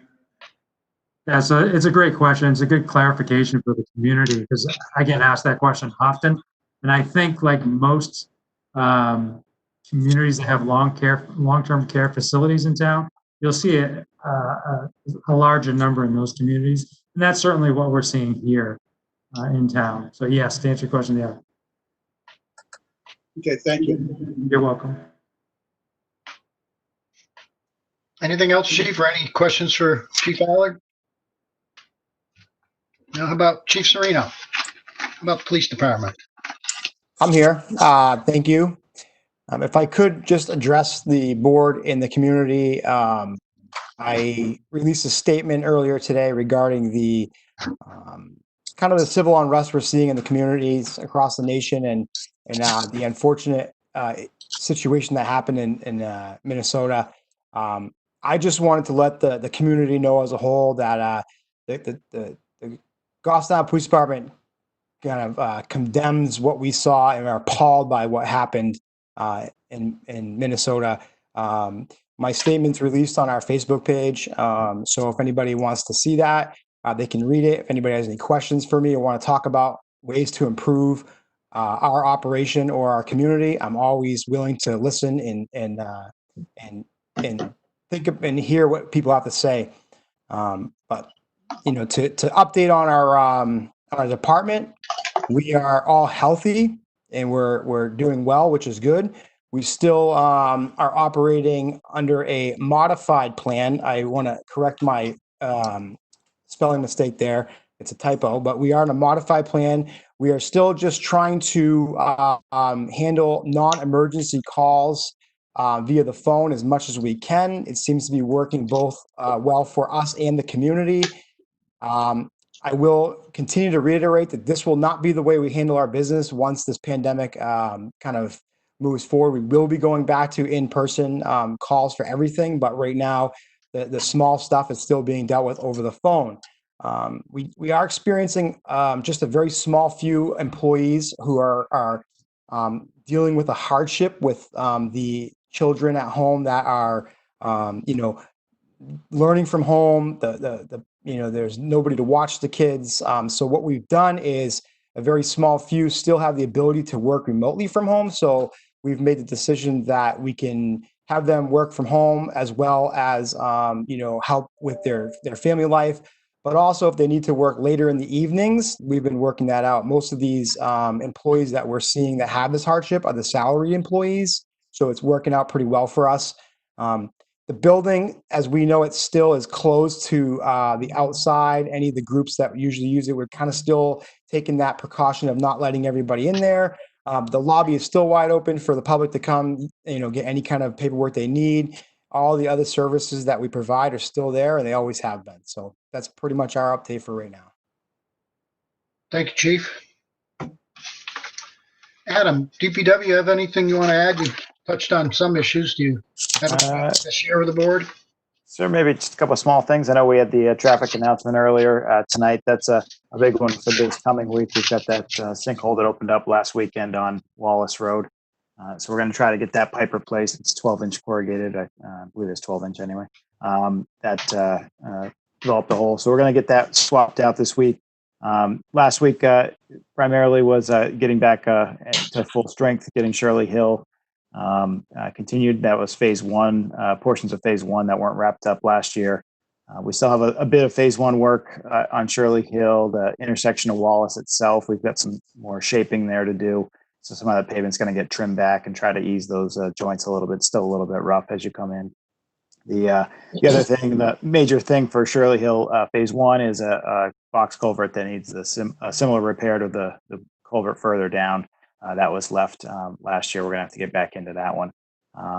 We've also got on the phase two section about 3 crossings I think that need to be done kind of in advance. So right now the next week and a half, 2 weeks are going to be spent trying to catch up on work orders. We've got a little bit of a backlog on some pothole repairs, that sort of thing, shouldering, some lingering plow damage that just we're able to wait, but we don't want those to get completely fallen off the map. So we're going to try to get into those a little bit, which also buys me a little bit of time to plus back up. As we mentioned a few times in the past, we're down, I think, 5 full-time staff right now. So I'd like to give me a couple weeks to get those postings to do their magic and hopefully get some new folks coming in. That way we're not shutting down Shirley Hill to be at a 3/4 or a 2/3 strength staff over there. So I really don't want to shut it down until we can hit it really hard. So we're going to be hitting some of those other work orders. The line striping contract's begun for the year. We've also done some of our in-house striping of crosswalks and stop bars in the village areas. So you'll see those continue on. Line stripers have been in. We don't want to forget, we've got some credit with our contractor from last year from some of the striping that didn't hold up so well in I think it was an early morning dew / rain situation. We didn't want to front load that work sort of in respect for the situation that we find ourselves in. And folks other than the town also have cash flow issues, I think, right now. So we didn't want to have to put a contractor out here with a bunch of free work right out of the gate in the spring. So we're going to save some mileage for them, and they'll be able to come back in a little bit later in the season to get that done. Bless you. Other than that, the mowing contractor should be fired up here by the end of the month. And early word from the paving contractor, assuming they don't get held up with weather in their first couple jobs, they might even be in town next week to get us started on some of our shim and overlay roads that we're going to have. So hopefully winding up pretty quick here. So the transfer station's not still under siege? That's a big one. Yes, it's crazy. It's slowed right down here this week with the fees going back to normal. So thanks for that. And thanks on behalf of the employees. They all pass along their thank yous. We got a couple of questions. Go ahead, Peter. I know Mash Road in 1/4 is not yours, but do you have any idea of the project and how long that's going to take? Where the state's out there working? Are you in any contact with them? I don't. I certainly can. Shame on me for not having a beat on that. I'll see if I can get an update from them. They had a bumper meeting that got canceled, and I lost track of whether or not they've held the second one or not. So yeah, they've got probably in the 6 figures worth of guardrail work. Notice a few crossings, but I can't tell you what their schedule is for making it black just yet. So I'll try to bird dog that answer for the next meeting. And maybe just pass it on so we can get it out to people so they know what's going on. That's the main plot. And then Henry Bridge, how are we on that? All done? How much longer? It's not going to be too much longer. We've got a little bit of an announcement coming out tomorrow just for the folks since it's been a bit. We didn't actually share all the good news officially with our too many of our friends down there in the neighborhood. The main section of the project is done, so that we were able to accomplish it without any major closures there. The bridge was lifted about 1/4 inch, got the seats reset and placed back down on the new bearings. Tomorrow, we are actually meeting the on-call engineer consultant there to take a look at the repointing that's needed on the southern abutment.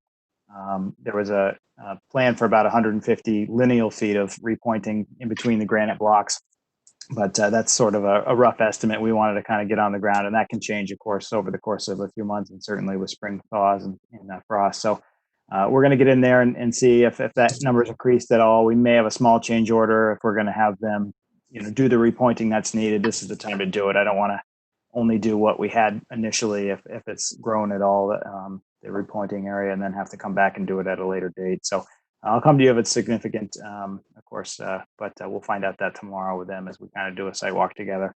But otherwise, they'll be in, their plan is to come in Thursday with their repointing crew. And then I believe that is the majority of the remaining work. So we're pretty well wrapped up over there. Excellent. Thank you. Thank you, Adam. Anything else from the board for Adam? Thank you, Adam. Derek, how about town administration? How's things? Things are good here. Last week we had all remote employees report back to work. Prior to that, we had been working in weekly rotations, 1 week in town hall, 1 week working remotely. So last Monday, everyone was back in at town hall. And then we made the final adjustments for preparing to open to the public. And today we reopened to the public.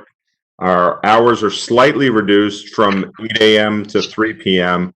We shaved 1 hour off at the end of the day.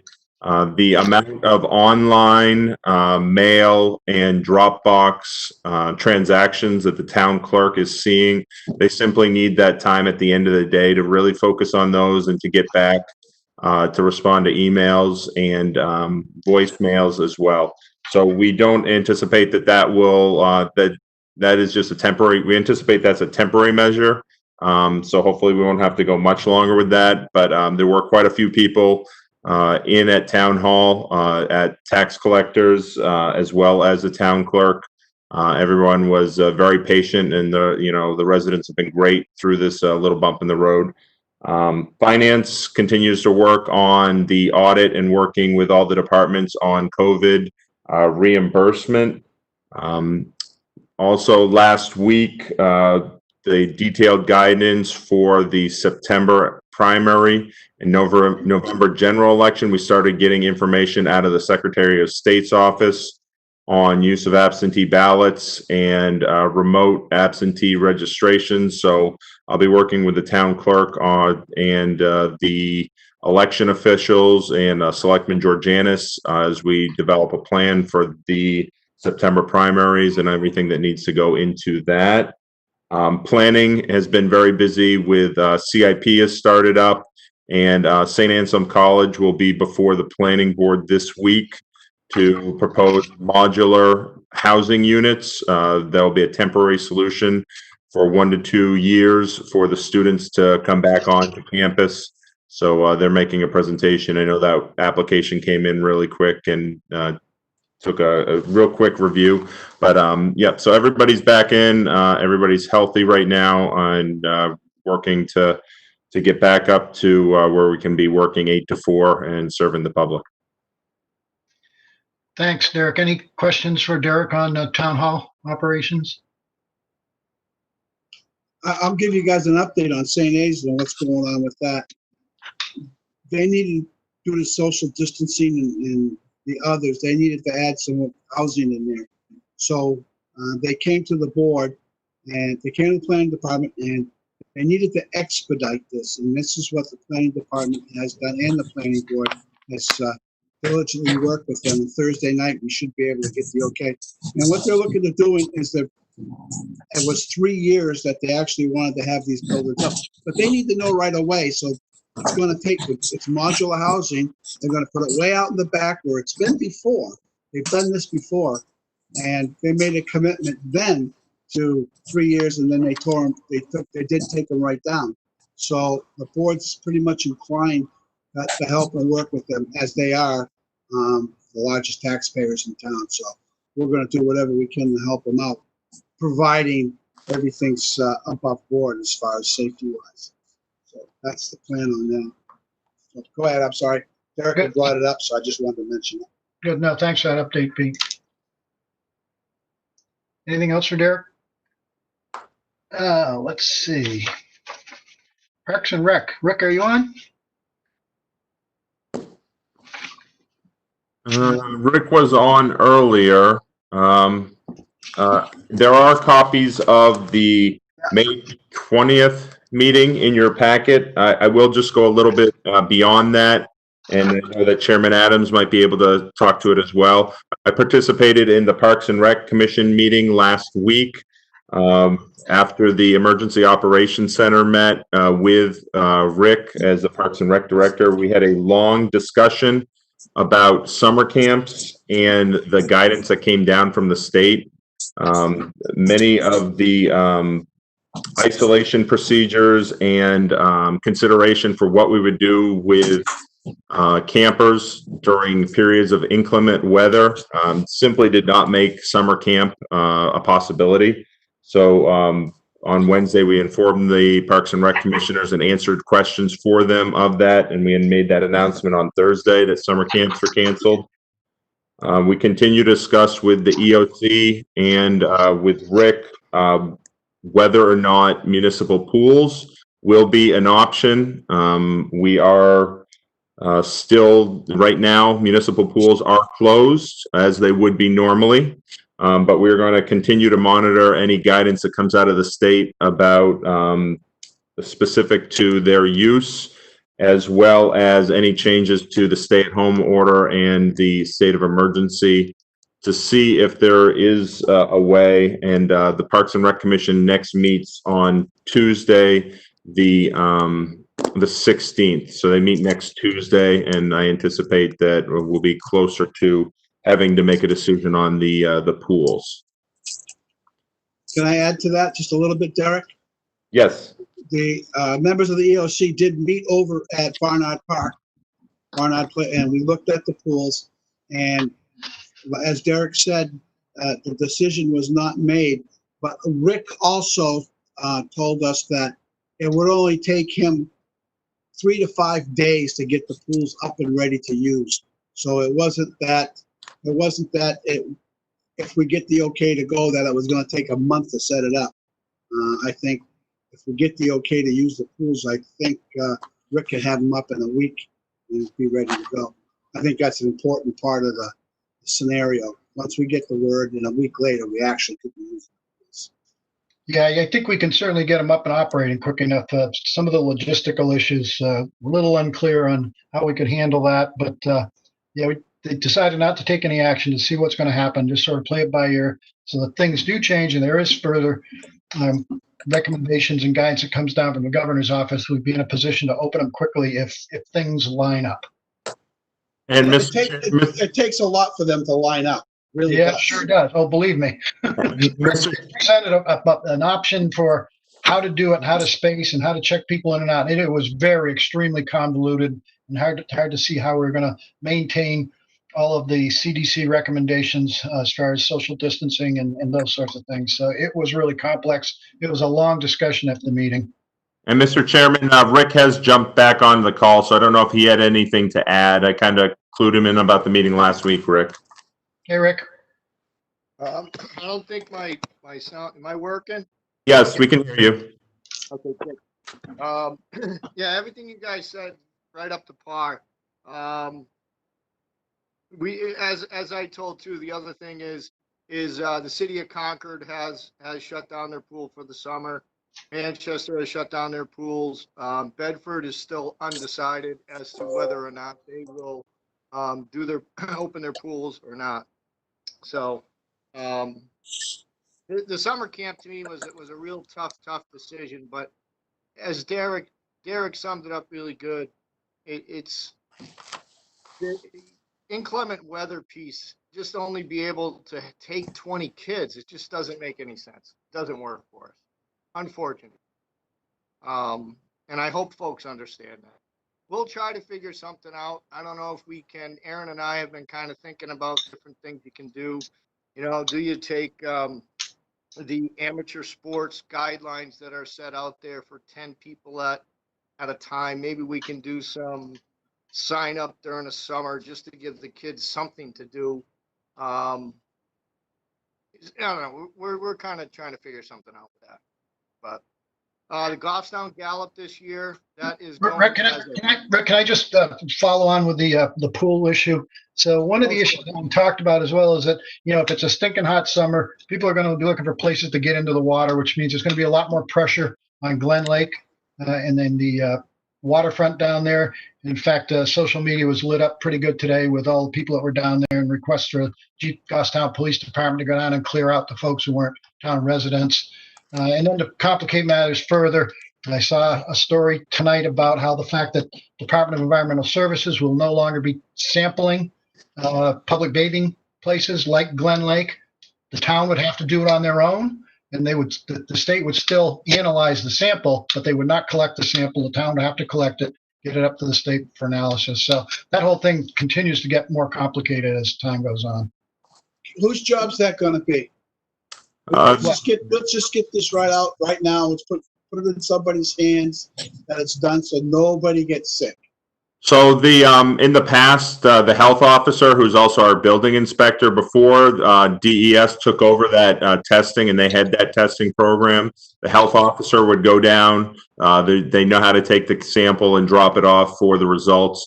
And the health officer has brought that up, and we started talking about that today at town hall. So I anticipate that we are going to continue testing and bringing those samples to the state so we can have it analyzed, and it would be the health officer that does that. Once a week? How often, Derek? I don't believe the state was doing it once a week. But we would follow the same frequency that the state of New Hampshire did last year. So Derek, if the samples do exceed the recommended levels of, for instance, E. coli, who's going to have the authority to shut down the waterfront? Will it be the town or will it be the state, It'd be the health officer. When the state does that testing, they alert the health officer. The health officer will post it, and then the state will come down the next day to retest so that they can get it all clear. So it's basically the only thing that's changing is the health officer has to spend time to actually go collect the sample, and we have to have somebody deliver it to one of the approved testing facilities. And we can do that without affecting other operations? Yes, we will make that happen because we do know that the impact that has. Okay. Anybody else? Any other board members have questions on that issue? Okay, thank you. Let's see, library. Is Diane with us? I think, Mr. Chairman, I think Rick's not done. Oh, Rick, I'm sorry. Oh, you left me hanging. Oh, that's right. You're going on to Goffstown Gallop. Oh, the pressure. I've been waiting an hour and 40 minutes. No, I'm only kidding. Just to let you know, too, the Goffstown Gallop is going to be a virtual event this year. So we got that all ready to go. People will go through our Rec Desk account. We kind of starting to promote that via through Facebook, through the emails that we have. So that will be going. So you might see people running the actual Gallop course. They have that choice if they so choose. It'll be like June 20th to June 28th over a week's time. Or they can run it in Florida, wherever they are. We actually have 3 people from Florida at this time already signed up. So anyhow, that'll be going. We're working on doing all the refunds for our summer camp participants. And hopefully that'll be going out to the greater community the week of June 22nd by the time we get it all formalized and then sent over to you guys for the final okay. Staff wise, all 3 of us are doing fine. Mike and I are pretty darn busy. All the athletic fields, all the 11 athletic fields that are irrigated in town, they're getting mowed once a week. They're no longer getting mowed twice, 3 times a week. So they're getting mowed once a week. All the schools, the property of the schools, they're going to get mowed every 2 weeks. Library, That one's a once a week town common area. That's a once to maybe every other week type of thing. So we're kind of getting a little pattern going as far as how we're going to attack the mowing side of stuff. So we're all doing pretty good. Thank you. You all set, Rick? Yes, thank you. Thank you, Rick. Don't want to cut you off a second time. Thank you, Rick. Any questions for Rick? So I saw something in here from the library. Diane, is she joining us? Diane, are you there? Kelly, do you have anything to share with her? By the way, I love the menu format. I thought it was very imaginative and pretty cool. Yeah, I can share a quick update on behalf of the library. So they are in their first phase of reopening to the public, and as of today, they're accepting returned materials through the book drop, and those will be quarantined for 72 hours. So that started today. And on the 15th, they'll be entering phase 2, which is going to include pickup from the parking lot for materials for people. Collis, as you mentioned, they've included for us their takeout menu, which is very creative, and they'll be sharing that soon. You can go in and kind of look for different options, and they'll be facilitating pickup functionality. So that's been fun for them to be thinking about, as they've also been talking about their summer experience. As you know, that's the library's busiest time of the year. They've had to scrap all of those plans and switch gears and find a way to make it virtual. So they are in planning mode, and they'll be doing summer experience things virtually. That'll be coming out soon. I think that's it. Any questions for the? I'm not sure I can answer them, but I can try. Thanks for the update, Kelly. Appreciate it. So long our thanks to Diane and her staff for doing such a great job, at least providing some services for folks to just provide some distraction from the craziness. They are very busy, so I will let them know. Thank you. Am I missing anybody? Seems like I'm missing something, but doesn't come to the top of my head. Any other department reports to share? Seeing none. Select board discussion. Any new business or old business, Derek, that we need to be aware of? I don't see any. The only, I would say, major change other than vehicles, I did want to make the board aware on the action matrix. The town was awarded, and the select board voted to accept a grant from the New Hampshire State Council for the Arts. As you may recall, this was a grant for the restoration and preservation of hand-painted curtains at Grassmere Town Hall. We're currently working with the New Hampshire State Council of the Arts to push those funds back and use those in 2021, which they have indicated they will allow. The curtain restoration specialist is out of Vermont, and with the restrictions with traveling, as well as some of the uncertainty of lodging, we just feel it's better to push that back to next spring. Okay. Paul, if I get something I'd like to bring up. Sure. I noticed as we're going through the bills, more and more businesses local were taken from Goffstown and moving them to other places. And I don't know if we need to make a policy or suggest that whenever possible, that we try to use people, the businesses in town that do the same thing. I think that's important that we support our businesses before we go someplace else. I don't know how we do that. I don't know if it needs to be made a policy, but you know, I would rather spend $5 more and support my Goffstown businesses versus other towns. And there are things that we're doing and that are being done out of town. That makes sense. Yeah, I agree with you, Pete. I think a lot of people would support that same sentiment. The question is, how do you go about doing that other than just encouraging folks to, you know, patronize local businesses and use them whenever possible? If it's all right with the board, I can put on the meeting on the 22nd, June 22nd, bring the purchasing policy back to the board to see if there are any changes or amendments that you'd like to make, and I can highlight the provisions that are currently in there for when a local town vendor is the preferred vendor, and we can have I guess, a more robust discussion on the 22nd. Yep, that's a good idea. Let's do that, Derek. Okay. That's fine. Mr. Chair, It's just I have a question on that. Go ahead. Thanks. I think that's a great idea, but I think to Peter's point, there are currently services for different things that we're using constantly, and I wonder if the department heads or whoever's managing those bills or purchasing for those departments could potentially find comparable Goffstown businesses. Perhaps they request, can you match these same services at this cost or something along those lines? Can we make an effort to find comparable businesses and services in town? So not just, RFPs, but current stuff that we're doing. I support those efforts, but I think the proper place to start is the purchasing policy and what it looks like right now. Do we need to revisit it and modify it in some way? I think that's a good first step.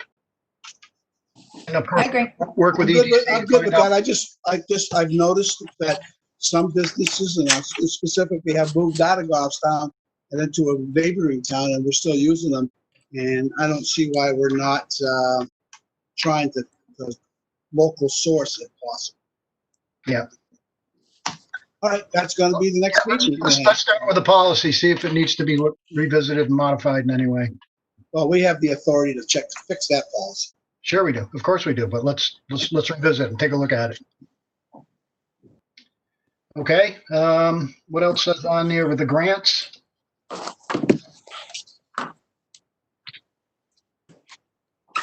Yeah, we already did that one. The vehicles, looks like we're in good shape there. Eric.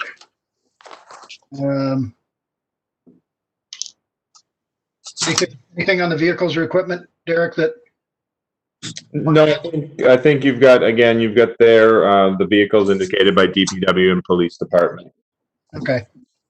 One thing I've mentioned in the past I'd like to see on the action matrix is there is a growing interest in reconnecting our community from both sides of the river, specifically where the old railroad bridge used to be. I spoke with a lot of people, a lot of businesses. There seems to be a lot of enthusiasm there. There's a lot of people who seem to be interested in helping with this and move this forward, providing their expertise. Of course, it's a big project, take a lot of money, need a lot of fundraising among other issues, but I would like to see it on the action matrix so that we can move this forward. And I think the first step would be to establish an ad hoc committee to start looking at this, the feasibility of this and what it would take and various parts of the puzzle that would need to come together to make this happen. And again, I see more and more interest in this on social media and people that I talk to around town, from businesses and interesting residents who are willing to, like I say, dedicate their talents and I assume some of their money even to help move this forward. So I'd like to see it on the action matrix so that we can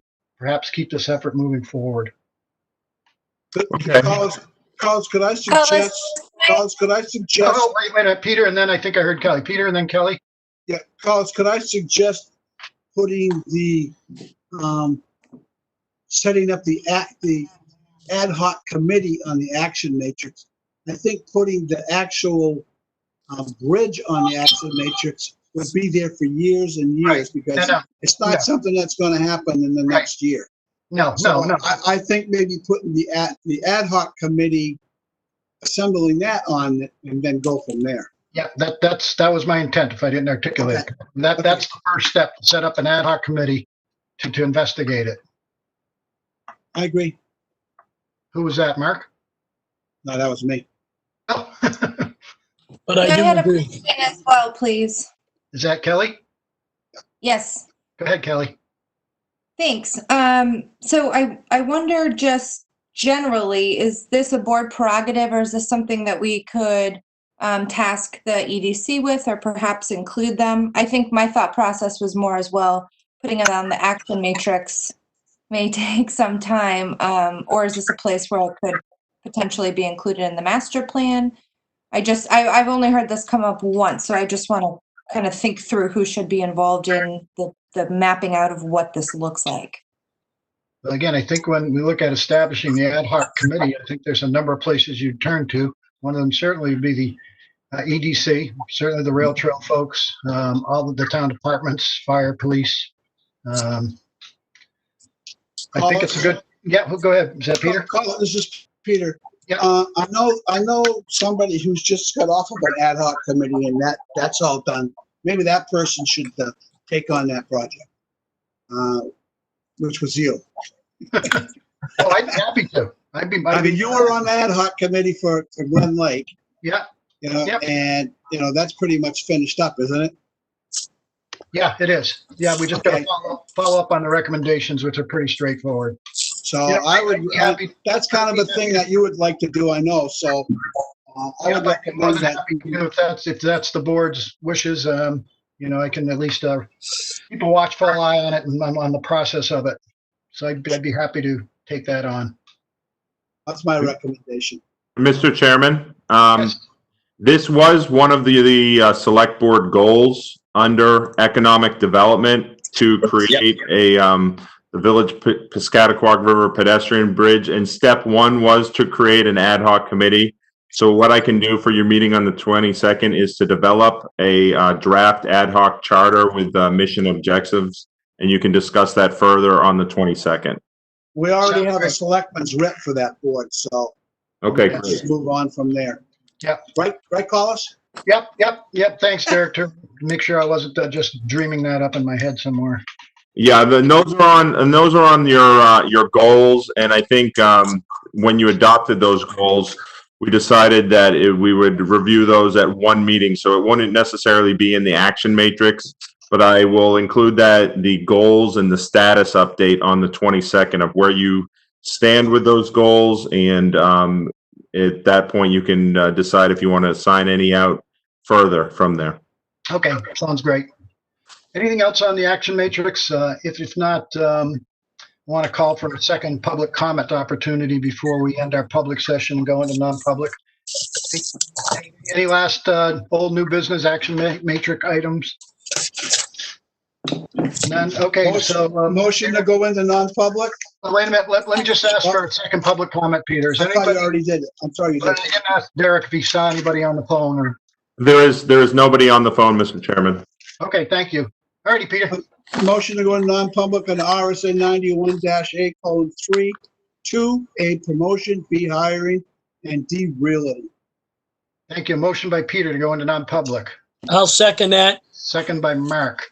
Call the roll. I vote yes. Kelly? Yes. Peter? Yep. Mark? Yes. And Chet? Yes. Okay, the motion is unanimous, 5-0-0. We will end our public portion of the meeting tonight as we go into non-public. I want to thank folks who are listening and participating tonight.